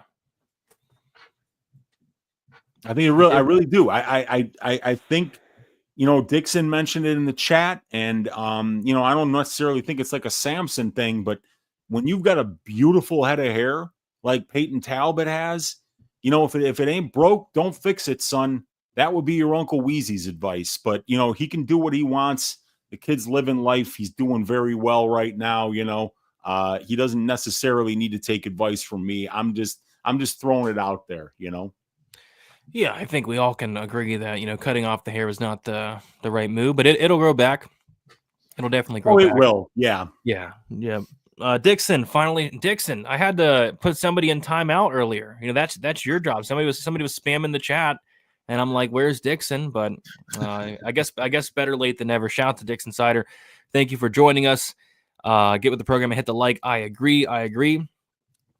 What else we got in here? We'll be fading Talbot in the right matchups. Is this match the right one? We'll have to see. But geez, he's minus 1,200. What else? Haircut is negative EV. Yeah, I would tend to agree. When was the last time we saw one of these minus 1,000s lose, though? It's been a while. Maria Agapova, and then Dean Barry. Dean, what was the guy's name that lost to Mike Jackson? Yeah, Dean Barry. Yeah. So I think those are the last two times we saw it happen. I remember Worthy knocked out Devontae Smith. Smith was minus 1,000. Who was it? Hong Kong. Yeah. Kong Wong was minus 1,000 too. That wasn't too long ago at all. Yep. So I mean, I think Peyton Talbot's still a little bit better than the fighters that dropped the ball. Like Agapova. They were a little more overrated than I think what Peyton Talbot is right now. But keep in mind, you guys, this is the last thing I'm going to say about the fight. Peyton Talbot's got 9 professional fights in his in his professional career has spanned 3 years. 3 years. And he's fighting Hani Barcelos, and he's minus 1,200. Let that just sink in for a minute. Let it sink in. Yeah, these lines, they're inflated, man. Like Peyton Talbot, realistically, what? Should be minus 300? Yeah, I mean, even these days, you say realistically -5, -600, like where Tulio was against Peterier last night, sitting around -500-ish, minus 1,200 is just bonkers, like 93% or something like that. It leaves no room for error. Yep. We are in an era of juice, the juice boy era, Yeah, it is. All right, let's move on to this next fight. We got Billy Elakana going against Uncle Weezy's favorite fighter, Bogdan Guskov. We got Elakana, 29 years old, 6'2" with a 77-inch reach. Bogdan Guskov, 32 years old, 6'3" with a 76-inch reach. Elakana, 3 years younger. Guskov with a 1-inch height advantage and a 1-inch reach disadvantage. Elakana is 4-1 in his last 5 fights, coming in here, making his debut, stepping in on short notice. Bogdan Guskov is 4-1 in his last 5 fights. Made his debut against Volkan Oezdemir, lost that fight by first-round sub, and then knocked out Zach Palga in the first round and knocked out Ryan Spann in the second round. So this was originally supposed to be Bogdan Guskov versus Johnny Walker, and I thought it was a very easy fight to break down, and that's because Johnny Walker just cannot take a punch. And I thought it was actually kind of criminal that they were putting Johnny Walker in there with somebody with as much power as Guskov. But Johnny Walker pulled out and in stepping Billy Elakana. And yeah, so I'm never really going out there and laying minus 300 on Guskov against anybody. But yeah, I think Guskov probably does win this fight, probably even gets a knockout. The guy has a ton of power, but just not really sure what the point of this fight is. Like, you couldn't have found anybody else to fight Guskov. Nobody else was ready to step in on short notice here. Like, Guskov is, I think, the 13th ranked light heavyweight fighter in the world. I think it's the ranked 13, which is crazy. You couldn't have found anybody else other than Billy Elakana. What is Jordan Wright doing? What is the Beverly Hills Ninja doing? Let's let him come in here on short notice and light heavyweight division. Let's do the Beverly Hills Ninja versus Bogdan Guskov. Let's have some fun. But no, we're taking Billy Elakana and bringing him in here. So I like Guskov to win, but I will not be betting on this fight. No totals are even out, and no totals would even interest me. Elakana has been durable. He has went the distance several times. He's never been finished. He's not much of a finisher, but Guskov does have insane power. So Guskov's the pick, probably gets a knockout, but I will not be touching this one. Wheezy, what are your thoughts on this fight here? Yeah, I didn't do anything but wiki cap Elakana. I haven't seen him fight yet, so unfortunately my opinion on this fight isn't really going to mean much. But Elakana's I believe, a 3-fight LFA veteran, a 2-fight PFL veteran, and he's got a pretty extensive amateur career where he's got a win over Brian Battle and a tie or a draw against Ty Gwerder. So I almost said a tie against Ty Gwerder.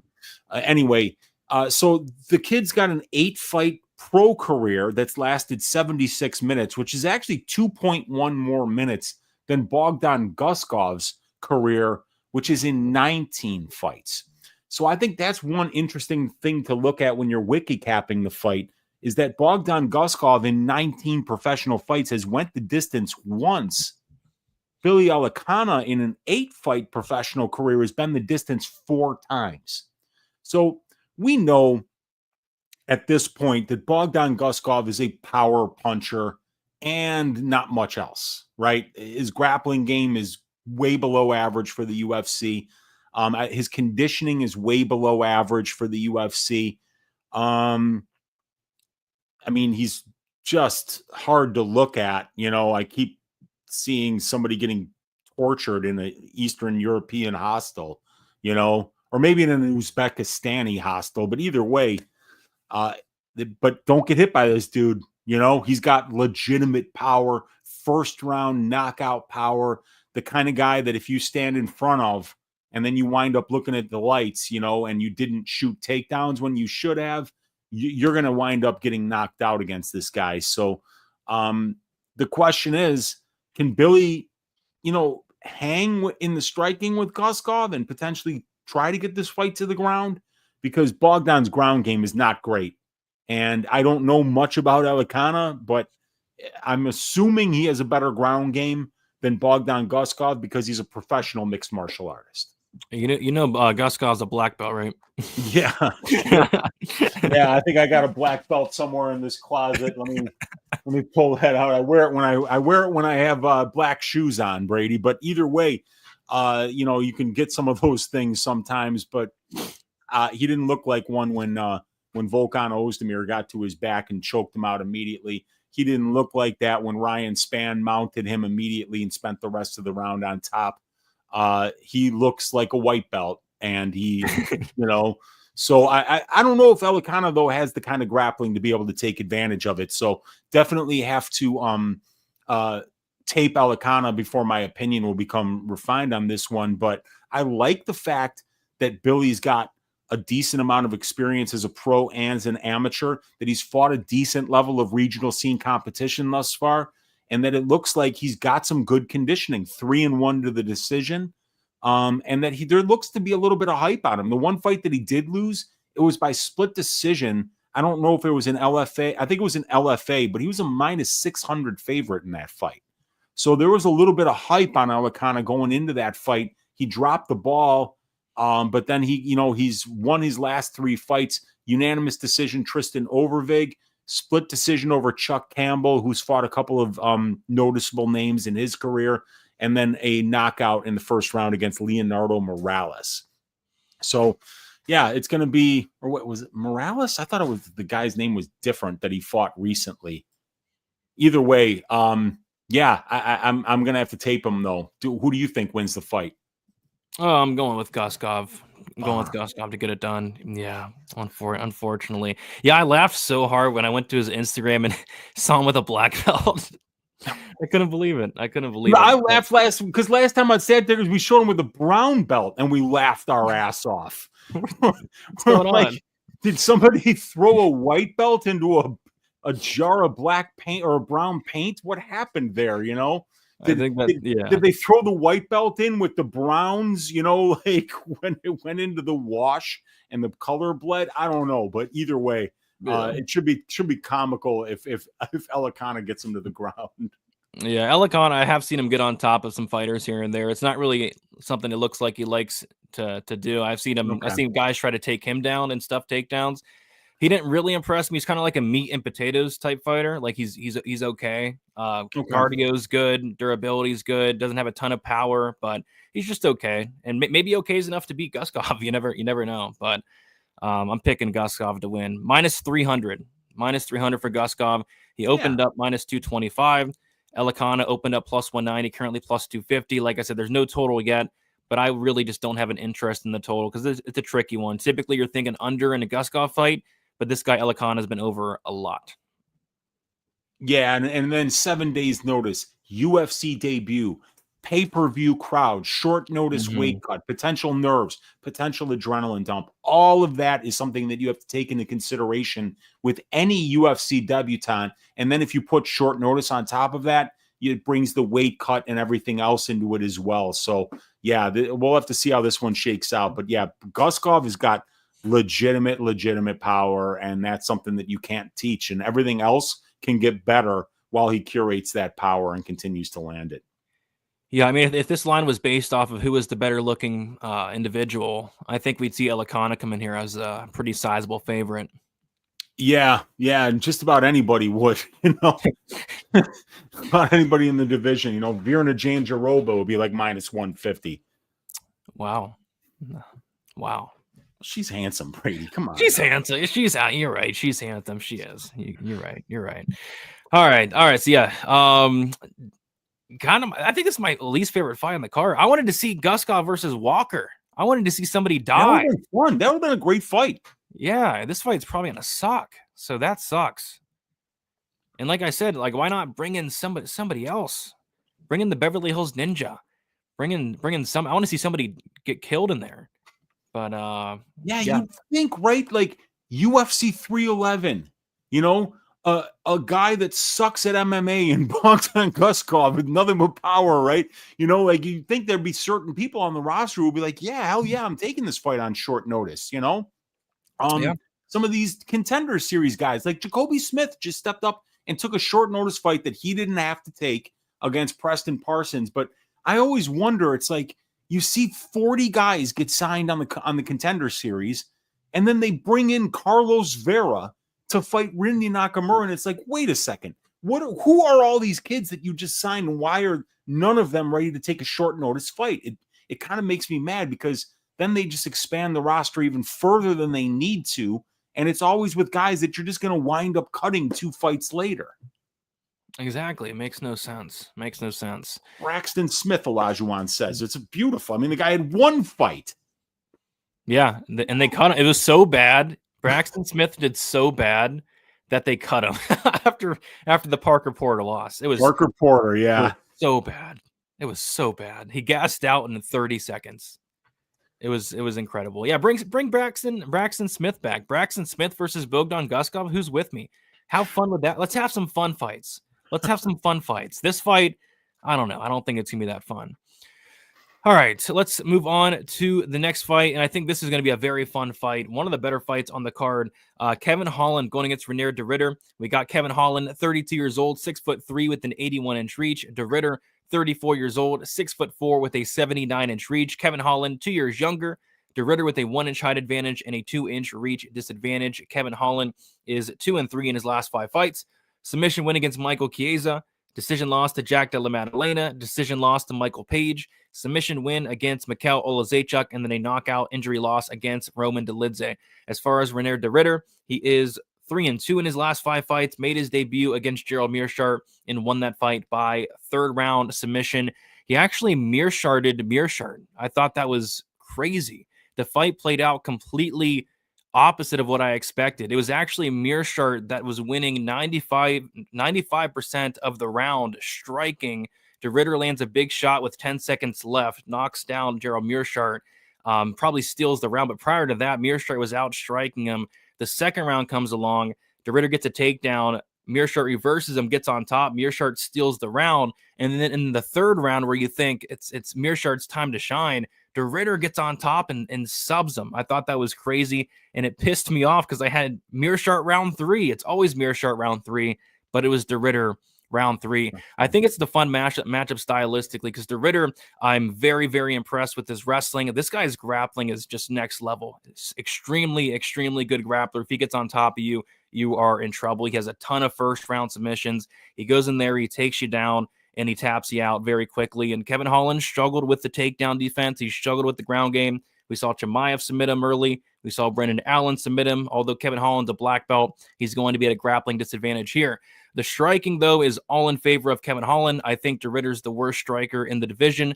The cardio is all in favor of Kevin Holland. I think De Ridder has some of the worst cardio in the division.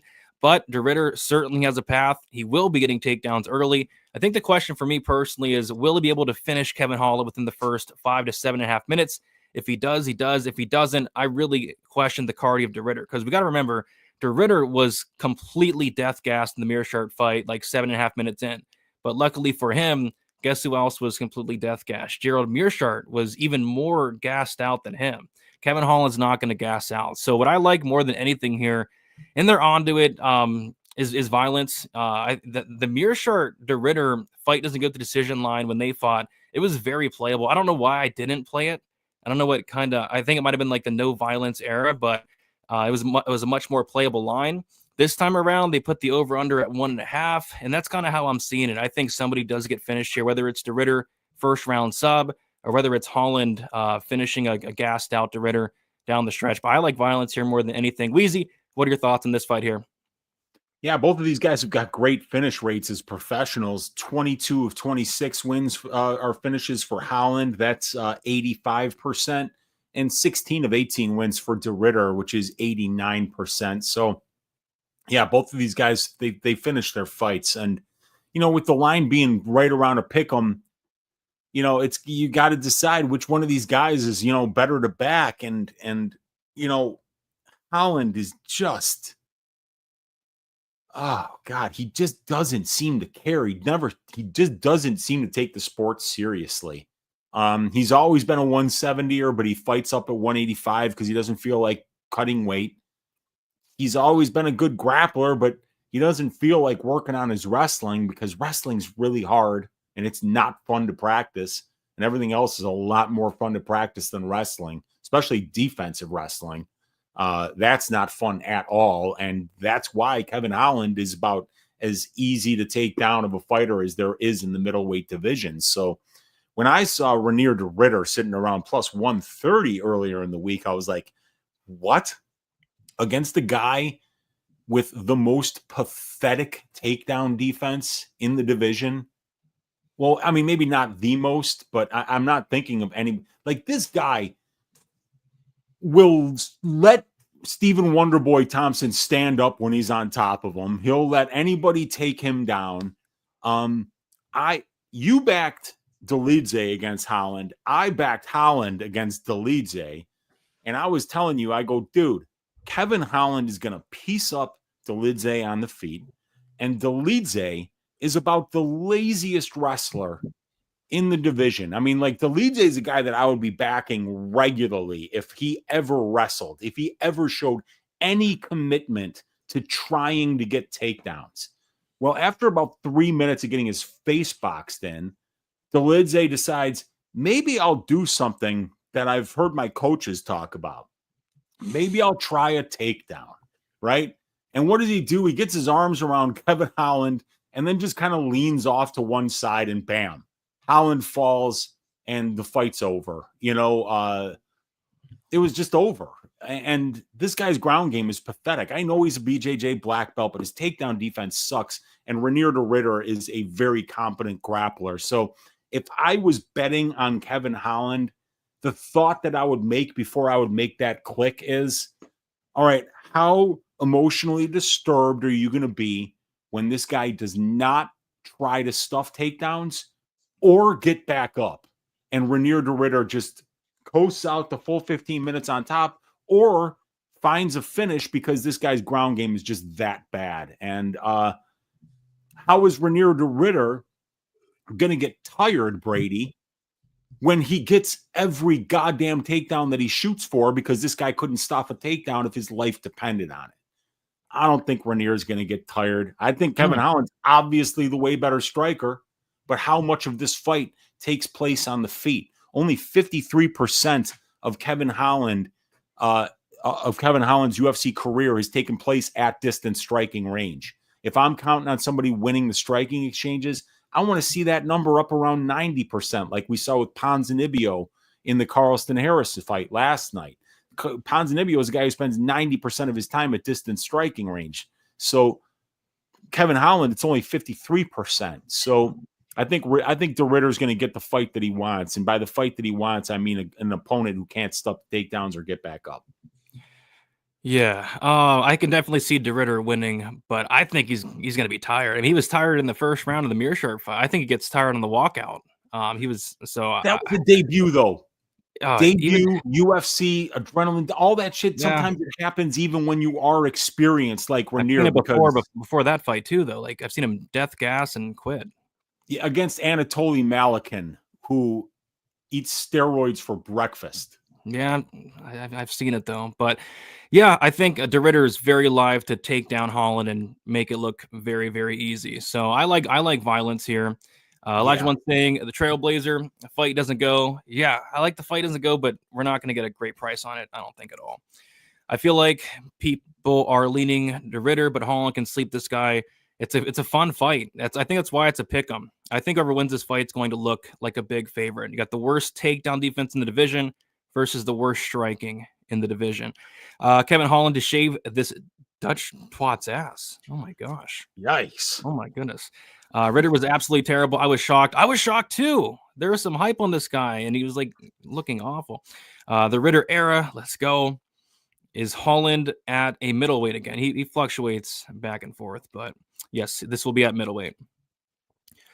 Such a dumpster fire of a fight. That's your typical Kevin Holland fight. LOL. First time I disagree with you, Brady. de Ridder's wrestling a suspect, makes a lot of mistakes. He does make a lot of mistakes. He is absolutely submission over position. But I think his wrestling is fine. Like, it gets the job done. I've seen him take guys down quite a bit. What else we got in here? He's at plus money because he's questioned. He's not plus money anymore. This line has moved, and we now have de Ridder minus 115, Kevin Holland minus 105. And like I said, the total, the over 1.5 is minus 185. The under 1.5 is plus 155. I think if it goes under, it's de Ridder. If it goes over, it might be Holland late. Kevin Holland's about to pull a Jose Johnson. I could see it, dude. I could see it. And yeah, he did. I went back and watched that fight today. He popped a rib, and he like screams in agony and pain. And Jason Herzog doesn't stop the fight.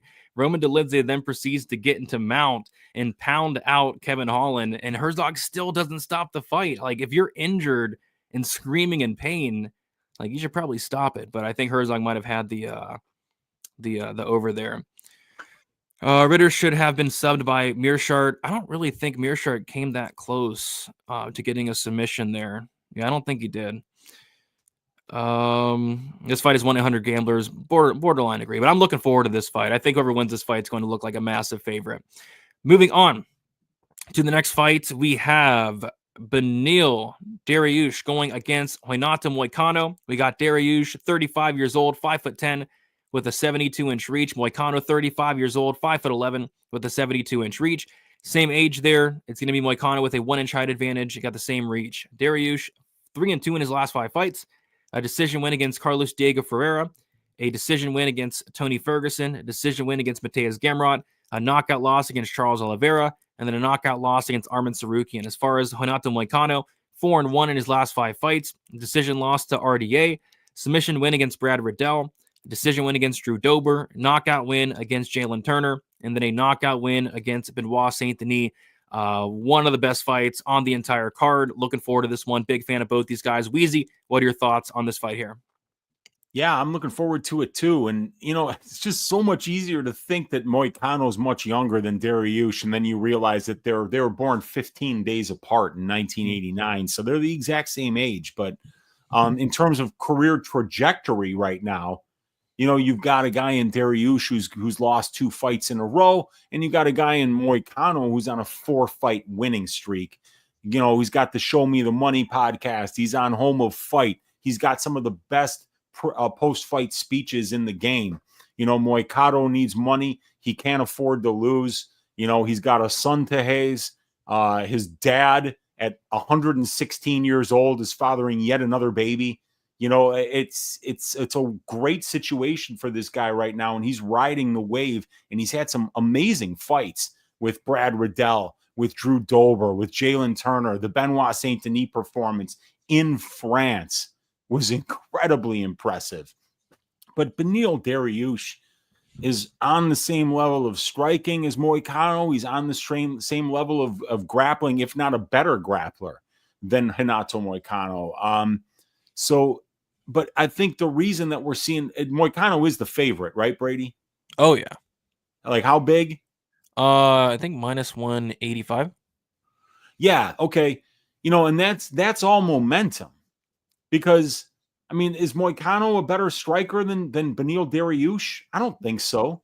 Is he a better wrestler than Beneil Dariush? No, he's not a better wrestler than Beneil Dariush. Is he a better submission grappler than Dariush? I don't think if he is, it's by a very, very small margin, in my opinion. So this is about 2 35-year-old fighters who have completely different momentum going right now. But I think when you come to weighing their skills side by side, that this is probably going to be a very close fight. I don't see any area of MMA where either one of these guys should be looking to take the fight. I think they're just going to kind of go where the fight takes them. I don't know if Dariush plans to wrestle. I doubt Moicano plans to wrestle. I think Moicano is going to probably try to use that little bit of height that he's got, and I think it might try to keep this one standing. But I think that these guys are extremely well matched, but it's just hard to back Dariush coming off 2 consecutive knockout losses when you got Moicano starting to look like he's, making a run for the belt here. So 2 completely different trajectories and current in terms of hotness or coldness, in this fight. So I don't know which way to go. Yeah, I agree with everything you said in terms of skill for skill. These two are a lot closer than the line does indicate. And where would we favor Moicano? Is it age? No. Is it wrestling? No. Grappling? Both are great grapplers, but no. Striking? No. Durability? Like Moicano's been finished how many more times than Dariush? Well, Moicano has been finished 4 times in the UFC, and Dariush has been finished 6 times in the UFC. Oh, is it really got 11 losses. 11 losses combined, 9 of them. 9 of them. No, 10. 3, 1, 4, 9, 10 of their 11 UFC losses they've been finished in. What is the fight doesn't go to decision?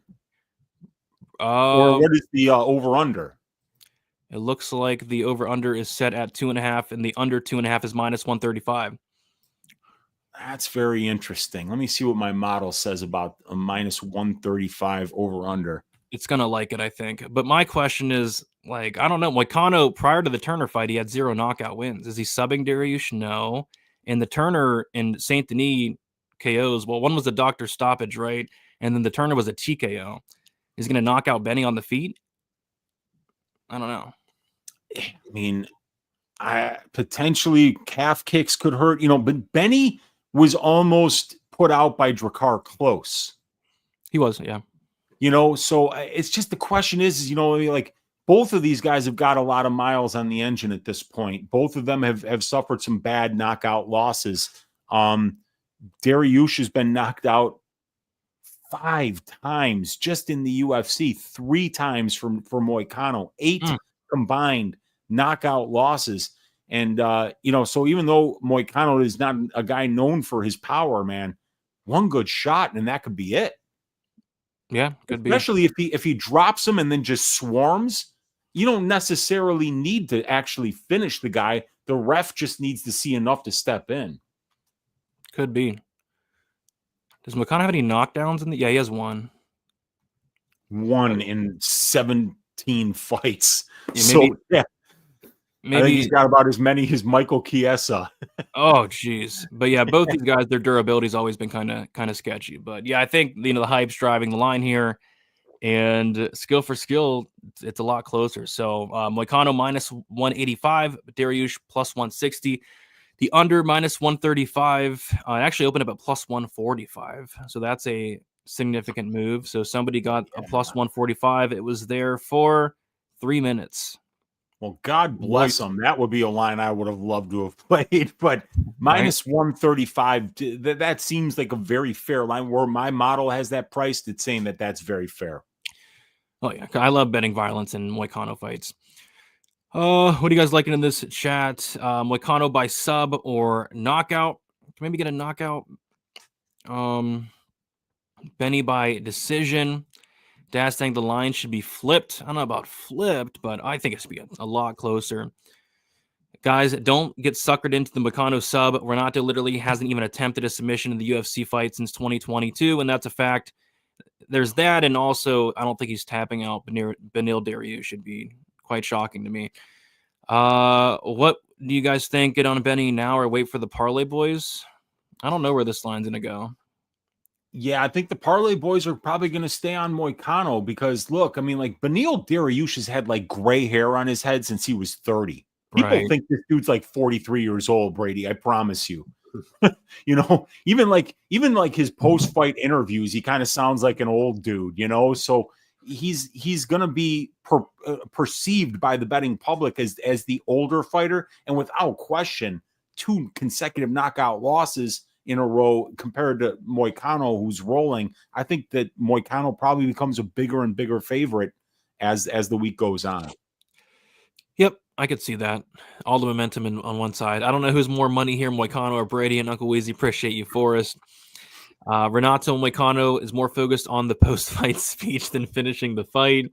Hey, that's how you finish the fight, Dixon. You finish, right. You either win or lose the fight, but then how you really finish it is with the post-fight interview. Beneil said the R word, though. Oh, he's talking about retirement. Whereas Moicano, I don't see Moicano retiring anytime soon. I think he has a lot left in the tank. But yeah, Daruish has had that gray hair for a while. I remember going back and watching some of his older fights. He's had that gray hair. I wonder if he's had that gray hair when he was like a teen. Do you think? Yeah, he might have. I had a friend in high school who had a tuft of gray hair, like right on his head when he was like 16 years old. Dude, it just some people it comes in earlier. Yeah, that must be the case there. Moicano minus 300 was minus 300 a week ago. I don't know. Was he? Yeah. Oh, I don't know. He was minus 275 on December 13th, and then he was minus 250 on December 31st. Minus 250. Okay. So money has came in on Daruish. Larry saying, not saying there isn't value on Benny in a fight that theoretically should be very close, but I think it's going to be money down the drain. Could be. Yeah. Maybe this guy's durability is completely trash. Maybe Moicano sparks him. I had gray hair in high school in the back. Nothing wrong with that. But yeah, Daruish has like a full head of gray hair, and he has had it for a while. All right. Let's keep moving on. A couple more fights here, guys. It is Yuri Prochazka going against Jamal Hill. We got Yuri, 32 years old, 6'3" with an 80-inch reach. Jamal Hill, 33 years old, 6'4" with a 79-inch reach. Yuri 1 year younger. Jamal with a 1-inch height advantage and a 1-inch reach disadvantage. Yuri is 3-2 in his last 5 fights. Knockout win against Dominic Reyes. Submission win against Glover Teixeira. Knockout loss to Alex Pereira. Knockout win against Alexander Rakic. And then a knockout loss to Alex Pereira once more. As far as Jamal Hill, 4-1 in his last 5 fights. Knockout win against Jimmy Crute. Knockout win against Johnny Walker. Knockout win against Thiago Santos. Decision win against Glover Teixeira. And then a knockout loss to Alex Pereira in his last fight. So both these guys' last losses coming to Alex Pereira. This is the second closest line fight on the card. Well, it's pretty much tied with the Holland to Ritter, but pretty much another pick 'em here, Wheezy, in a fight that should be pretty exciting. And that's because It's a Yuri Prochazka fight. This guy has some of the most exciting, wild fights in the UFC. He sure does, man. He's a very unique personality. I loved watching his fights on the regional scene before he got here. And yeah, I mean, he's a guy that's got 30 professional wins and 29 finishes. So he's always going to bring really exciting fights. And the guy's got ridiculous durability, too. He has been finished in all of his losses, but like he can come back from taking a beating and then finish you. So that's always something that people need to worry about when they fight him, is that you can get carried away because you land a big shot, and that big shot is going to get out most of the division, so that you get a little bit reckless. Like you saw Abdul Razak Al Hassan, against a really durable guy in Cesar Almeida. He hurt him, and then he said threw defense out the window and decided he was going to go try to finish the fight, and he got caught with the left hooks. And that's how Jiri beats a lot of people, is that he kind of blocks punches with his face. He's only got a 47.3% distance striking defense, which is horrible. It's absolutely horrible. The problem is that Jamal Hill's distance striking defense is just as bad. It's 50%. And one of the reasons I thought that Jamal was going to lose to Alex is that Jamal never keeps his right hand anywhere near his chin. He keeps his hands down. He's not a good defensive striker at all. So I think this fight's going to probably come down to who's more durable. And both of these guys have been finished in 100% of their losses. Both of these guys have been knocked out by Alex Pereira. That certainly doesn't make them not durable. I think both of these guys are actually quite durable. It's just that both times now that we've seen them, or actually 3 times, Prochazka's last 2 fights, he's been knocked out by Pereira in losses, and Hill got knocked out last time by Pereira. So yeah, I love Jamal Hill's volume. That's the best thing about Jamal, is the fact that he's attempting 15 distance strikes per minute. He's got good power. He's got phenomenal volume, and he's got really, really good conditioning. And that's something that can take you so far in this division. He doesn't really have to worry about Jiri wrestling him. So I think that Jamal is going to get the fight that he wants, which is he can initiate grappling if he feels like that's in his best interest, or he can keep the fight on the feet, throw more volume, have a higher diversity of attack, and then just hopefully be the better striker than Prochazka, because Prochazka is not particularly technical or clean. He's just somebody that's awfully funky, can kind of like drag you into wars where he can use his durability to Homer Simpson you and finish you with the power that he has on his own side. So I think Jamal Hill's the better striker. I think he's got the better he's probably got the better conditioning. He throws a lot more volume. Dude is extremely tough and durable, like Yuri Prochazka is. And I think it's going to be one of the best fights on the card, but it's only a 3-round fight. And I'm interested, because I'm used to seeing these guys fight 5 rounds now. So with this being minute winning is so much more important in a 3-round fight, because you have less time to finish. So you give up a round in a 3-round fight, it puts your back up against the wall. It makes you have to worry less about defense. So this is a beautiful stylistic matchup. Both of these guys' last losses are against Alex Pereira. So you got 2 guys at the top of the division who are always in exciting fights. This is probably my favorite fight on the card. I can't wait for this one. Who's going to win? I got to tape it. I got to finish writing up all the trends. I got to finish researching this one before I start committing to who I think is going to win this fight, because I think it's a great matchup. Yeah, and it's a crime that it's only 3 rounds. Like, this should be a 5-round fight. But yeah, the 3 rounds we are going to get are going to be pretty exciting. Let's see where this line opened up. So Jamal Hill opened up -130, was hanging around plus money for a while up until January 2nd, went to -105, and now he's -115. Yuri Prochazka opened up +110, currently -104. So very closely lined fight here. The over-under set at 1.5. The over 1.5 is -165. The under 1.5 is +135.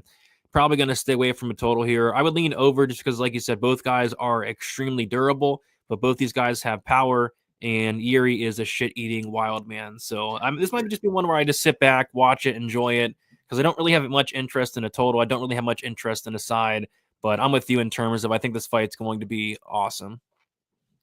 Yes. Yep. I can't wait for this fight. It's probably my favorite one on the card, man. Heck yeah, should be a good one. All right, let's move on to the co-main event. It is going to be Merab Dvalishvili going against Umar Nurmagomedov. We got Merab, 34 years old, 5'6" with a 68-inch reach. Umar Nurmagomedov, 29 years old, 5'8" with a 69-inch reach. We got Umar 5 years younger. Umar with a 2-inch height advantage and a 1-inch reach advantage as well. Merab is 5-0 in his last 5 fights. Knockout win against Marlon Moraes. Decision win against Jose Aldo.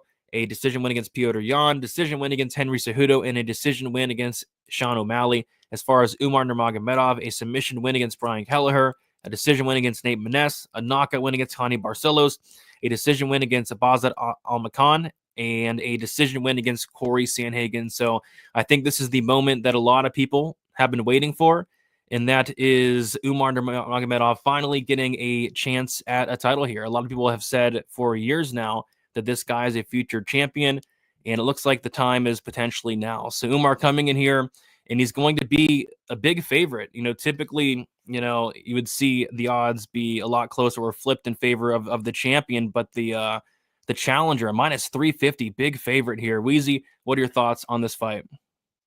Yeah, Umar Nurmagomedov, one of the heir apparents to the division. We all knew from day one when Khabib talked up this kid and how good he was that he would be at the top of the division, in due time. And now the time has come.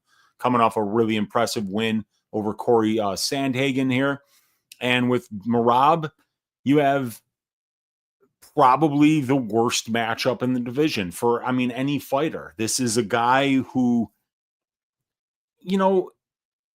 it's like you see some of these guys that in certain sports have just ridiculous advantages, that are something that they're just kind of born with. And with Merab, it looks like it's his conditioning. It's his ability to be able to do a lot of work without bringing a lot of air into his lungs. And he does it every damn time. The pace, 16.5 takedown attempts per 15 minutes, 13.8 distance striking attempts per minute at distance, 10.3 significant strike attempts, which is 1.7 more than the divisional average. Everything that this guy does is more than the divisional average, except for his striking accuracy, which, I don't think it really matters because, you don't have to be that accurate when you're less than 2 inches away from your opponent for the entire fight. So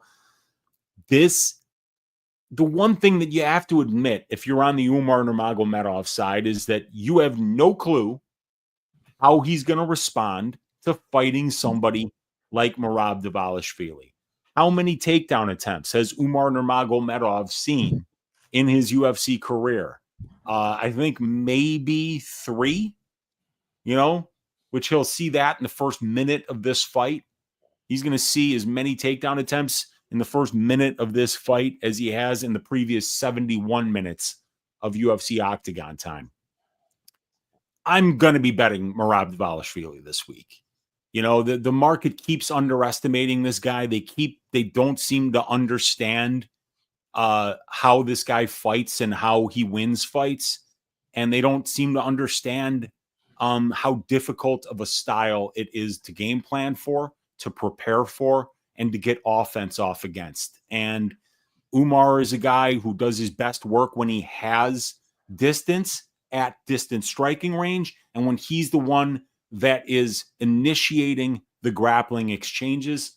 I don't know if he's going to get the opportunity to do that here, and I don't know how he's going to hold up against the pace, the pressure, and the volume of Merab Dvalishvili. And anybody that wants to lay minus 400 on Umar here, who is one of the best fighters to step into the cage that's still undefeated, go ahead and do it. I'm going to be on the other side, taking the Merab Dvalishvili, probably around plus 300, plus 350, and just sitting back and enjoying seeing how Umar deals with this, because these are two extremely high-level bantamweights. I think that this is the perfect title fight for this division at right now, and I can't wait to see who comes out on top. Taking the big dog. I wonder what they are going to put like the plus 3.5 or the plus 5.5 point spread on this one. I don't know, man, but like if you look at Merab Dvalishvili, they're doing it again to him. You know, where was he against Sean O'Malley? Sean O'Malley was a minus 350, right? I'd No, hope no, I mean like he was plus 105. It was okay. All right, it was a close line, but like I bet Merab there, you know, against Henry Cejudo. He's minus 260 against Henry Cejudo. And he loses the first round against Henry, but then wins the second and the third and looks phenomenal.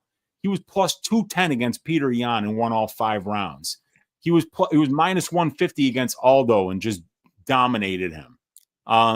You know, he almost got knocked out by Marlon Moraes and then, you know, won the second round and finished him. Yeah, so I'm going to be playing Merab here just because this is a very, very difficult stylistic matchup for anybody. And at plus 300, I'm willing to take a 1-unit shot. Yeah, and I can almost guarantee the line probably gets wider as well. Yeah, it should. I agree. Yeah. So, yep. Looks like Umar opened up minus 200. It's been nothing but steam. Just a steady steam for Umar. Minus 350 now. And then as far as Merab, opened up plus 170, currently plus 275. The total set at 4.5. The over 4.5 is minus 260. The under 4.5 is plus 200. I would definitely lean towards this fight going the distance. And I do have to make an apology. You know, I don't do this too often, but earlier in the show, I came on here and I trashed a company. I trashed Dayquil. I trashed Fix. I said, hey, I tried your honey flavored Dayquil and it was the worst thing I've ever had. It tasted like somebody pissed in my mouth. But throughout the duration of the show, I feel much better. I feel so good. So shout out to, we got Vicks Dayquil, the honey. It tastes like complete ass. Tastes like complete ass. It tastes like piss. Tastes like bees are pissing honey right in your mouth. But if you can get past the ass, the piss taste, if you can get past that, you're going to feel much better in about an hour and a half, 2 hours. Because I feel 20 times better. So shout out to Vicks. Shout out to them. We need to get a sponsor. Vicks, if you want to sponsor us, go for it. We'll shout you out because your product, it tastes like piss, but it works. And we're getting sick all the time, so who better? Yeah. And we're here every Sunday night, Brady, you know? Yeah. So I didn't know what piss tasted like until tonight. And it's not my thing, but hey, if it's gonna help me feel better, I'll drink some Dayquil piss. I'll drink some Dayquil piss. I'm gonna try the NyQuil. They have a honey NyQuil tonight. I'm gonna try that. Hopefully that's better. But yeah, shout out to Vicks. So yeah. So we have Umar as a pretty big favorite. We'll see what happens there. They have also the fight goes the distance. Fight doesn't go the distance. The fight goes minus 200. The fight doesn't go plus 150. Like you said, you're on Merab. I would imagine you think this fight goes to decision, right? Yeah, if Merab wins, yeah, it's going to go to decision because I don't think he's finishing Umar. But I mean, I could see Umar getting a finish if he does have good ways to deal with this pressure that Merab always brings and the constant takedown attempts. But I'm interested to see how it goes, man. I'm willing to lose a unit seeing how he deals with this unique fighter that Merab is. Yep, should be a fun co-main event. Really fun main card. And we're going to end it with the main event. It is Islam Makhachev going against Arman Tsarukyan 2. We got Islam Makhachev, 33 years old, 5'10" with a 70-inch reach. Arman Tsarukyan, 28 years old, 5'7" with a 72-inch reach. Arman, 5 years younger. Islam with a 3-inch height advantage and a 2-inch reach disadvantage. Islam Makhachev, 5-0 in his last 5 fights. Knockout win against Bobby Green. Submission win against Charles Oliveira, decision win against Alexander Volkanovski, knockout win against Alexander Volkanovski, and then a 5th round submission win against Dustin Poirier. As far as Arman Tsarukyan, 4-1 in his last 5. Uh-oh. Crap. Am I here still? Yeah, you're here, dude. We can see you, but you just went to black. You faded to black. Vicks got me. NyQuil and Vicks got me. Oh my gosh. Oh, this is not good. Oh my gosh. Oh, is that Sergey Spivak? No. Oh my, this is a nightmare. This is just a nightmare. Nosferatu. Oh my gosh. Oh, What happened? What happened? What happened? What happened? What happened? Okay. Oh, my man. gosh. Oh my gosh. Why is everything I think the power went out, but somehow the stream's still going? Because What like, sense yeah, does you're that make? you're What's going on? I don't know. But yeah, I think it's Vix or Sergey. Something's after me. I'll put up a little light here, like I'm telling a scary story. So yeah, we got another massive favorite, which is the trend of this card: Islam minus 410, Arman Tsarukyan plus 310. Kick it off, and I'm gonna go figure out what the hell just happened. This is getting pretty weird. Yeah, we got probably the best pound for pound fighter in the UFC here in Islam Makhachev. Another legendary Dagestani with a 26-1 pro record. And he's facing Arman Tsarukyan, 22-3, but these guys already fought. It was Arman Tsarukyan's UFC debut. He took it on short notice to fight Makhachev, and that's what got him into the organization. He lost that fight, but he's been 9-1 in his last 10 fights since.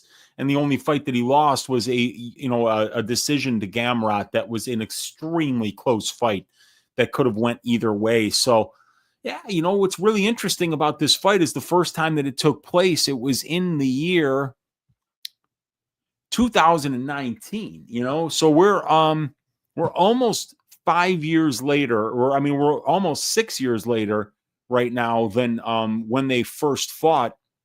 And if you look at the numbers, Arman Tsarukyan was 22 when they first fought, and Islam Makhachev was 27. So you had one guy who was like entering the prime and one guy who was very young and obviously in great physical condition, but was, a little bit newer to the sport and was obviously very much outgunned in that fight. So now you've got a 33-year-old Islam Makhachev fighting a 28-year-old Arman Tsarukyan. And, obviously there's a lot of different things in this matchup than the first time. It's no longer a 3-round fight. It's a 5-round fight. It's no longer a prelim fight. It's a 5-round fight for the championship of the lightweight division of the UFC. So there's a lot more at stake this time. Arman Tsarukyan is a lot more experienced and a lot different of a fighter than he was back then. And we've seen his ability to get takedowns and ground and pound look great. We've seen his ability to win minutes on the mat look really good. And we've seen that his striking, he's got a positive 2.2 distance striking differential, 3-0 knockdown ratio. He's got some really good numbers, but Islam is a master of not taking damage. And that's what dominant fighters do. They don't let you hit them. They don't get dropped. They don't get taken down, and they don't get hit. And when you've got 16 UFC fights, 170 minutes in the UFC octagon, and you're only absorbing 1.5 significant strikes every 60 seconds. I mean, think about that, right?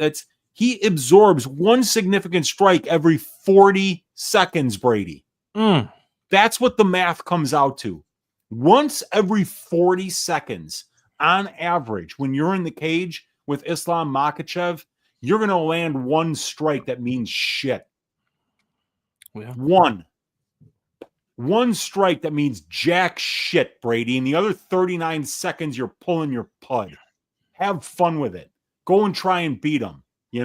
It's not easy. It's not easy to do. And there's been a lot of guys that have lined up, over and over again trying to do it, and they can't do it. But, this is an interesting one, man. Arman, here's another thing. Like we were talking about it with Daruish and Moicano, right? Where is Moicano that much better? Where is Islam Makhachev way better than Arman Tsarukyan right now? I think he's a little bit better everywhere, but yeah, I agree. And he's not that much better everywhere. Yeah, he's got good power numbers on the feet, but Arman Tsarukyan throws a lot more volume. He lands one more significant strike per minute on the feet than his opponents do.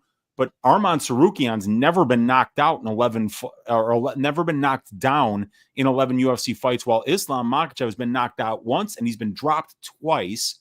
Obviously, the strength of schedule is on the Makhachev side, but when you look at the metrics that my stat sheets show, it's not that much better than Tsarukyan. Tsarukyan's got an excellent UFC strength of schedule in his own right.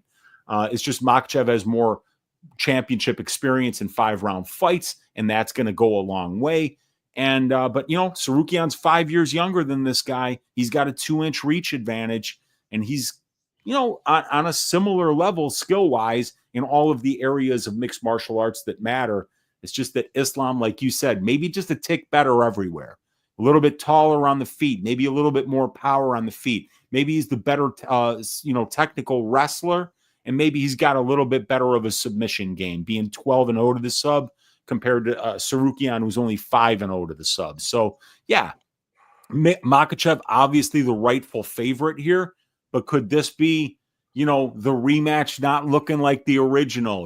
We just saw somebody in Mackenzie Dern 5 years later look like an improved version of herself against Amanda Ribas and go out there and get the win when she got fairly dominated in the first one, kind of like this fight. So, we're going to see how this one turns out. But I think Tsarukyan can keep this one close and make it pretty competitive. I think it's going to be a great test for Makhachev right now.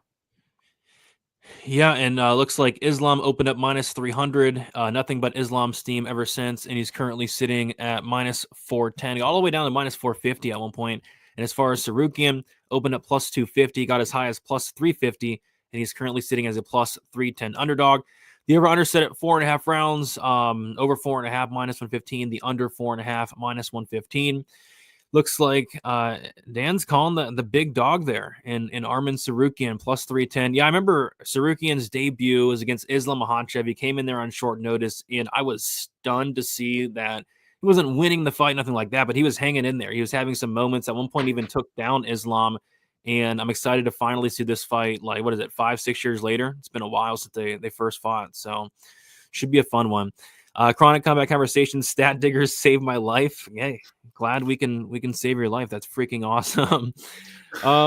Top 3 picks. Yeah, we'll do a Stat Diggers parlay here coming up. But first, Wheezy, let the people know what you got going on for this week. Yeah, pretty much normal content week for me, as long as I don't catch norovirus on Wednesday morning again like I did last week. So I'll be going live for balls deep breakdowns and probability. The plan will be on Wednesday on my Patreon and Dub Club for the members only live streams. I'll go live on Friday afternoon on YouTube with a full card breakdown and a greasy 4-leg parlay for you guys. All of the stats that you see here and a lot more that are available on these spreadsheets are available on my Patreon and my Dub Club. Access to fight write-ups, access to stat sheets, betting models, Discord, tracked bets, and of course me, your Uncle Wheezy. So go check that out. That's all available on Dub Club and Patreon if you check out Uncle Wheezy. And yeah, I'm looking to stack cash tickets like flapjacks for this event, Brady, and I think we're going to do it, my friend. I think so. I already have one bet thus far. Coming up with a Stat Diggers parlay, there are 3 legs that I like. So what do you think? Let's go one by one. Tagir Ulanbekov minus 310. I say no. What do you say? Yeah, I want to see him on the scale. Because Yeah, I laid like minus 170, minus 180 on Tagir against Josh Van, and I was like, no, when I saw him walk out there, I'm like, oh, Van's gonna melt him, So I was actually gonna pull out of the bet, just like take the other side. But yeah, I don't want to lay that before I see him on the scale. But I do think he should be around minus 300 if he performs like normal. We got to do something now. So who are you thinking? I don't mind Carol Hosa at minus 180. I don't mind Grant Dawson at minus 260 because I just think his control and his wrestling are just that good. I don't mind Zach Reese at minus 260, actually. Yeah, that's what I was going to go with. Reese and Dawson are my favorite too. And then if there are any totals that stick out, nothing is like jumping off the page totals wise for me, but I think maybe if we did something like Reese and Dawson, that's minus 109. You know what we could do though? Throw what do you Talbot in think? there? No, I'm just Talbot at minus 1200, get it down to minus 107. What about if we did an over 4.5 for Nurmagomedov versus Dvalishvili? No, I can tell that's a no. Why don't we just do Reese and Dawson? It's at minus 109? Yeah, it's nothing crazy, but I mean, we're living in an era of juice. It's not like we're giving out Peyton Talbot. Yeah, that's true. You're right. And I mean, I think Grant Dawson should absolutely be able to win the minutes on the ground against Diego Ferreira. I mean, if Gamrot can, I mean, like his control is 10 times better than Gamrot's. Yeah, let's do that. And to keep in mind, there are 9 favorites wider than both Dawson and Reese on this card. That's an excellent point to make. It's not like we're just copping out here and giving you Talbot and Islam. What is it, Talbot and Islam? Because I'd like to hit a parlay.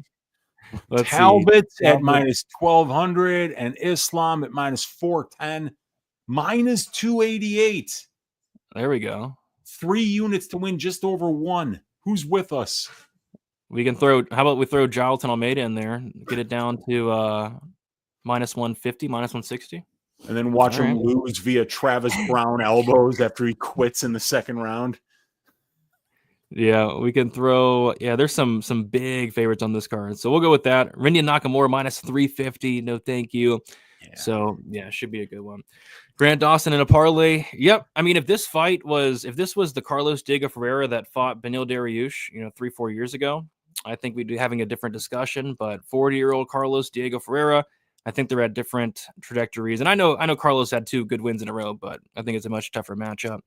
All right. So yeah, that is about it, guys. Thank you so much for watching. Had a good crowd tonight. Have a very good card coming up. Check me out. I'm gonna try for tomorrow. We'll see how the day quote or the night quote goes. It's the honey flavor. It tastes like piss, but if I feel better tomorrow, I'm gonna get the breakdown out for UFC 311, and then of course live stream throughout the week. We got the Friday final thoughts, and then best bet show on Saturday. Best of luck, everybody, for UFC 311, and we'll talk to you guys soon. See you later.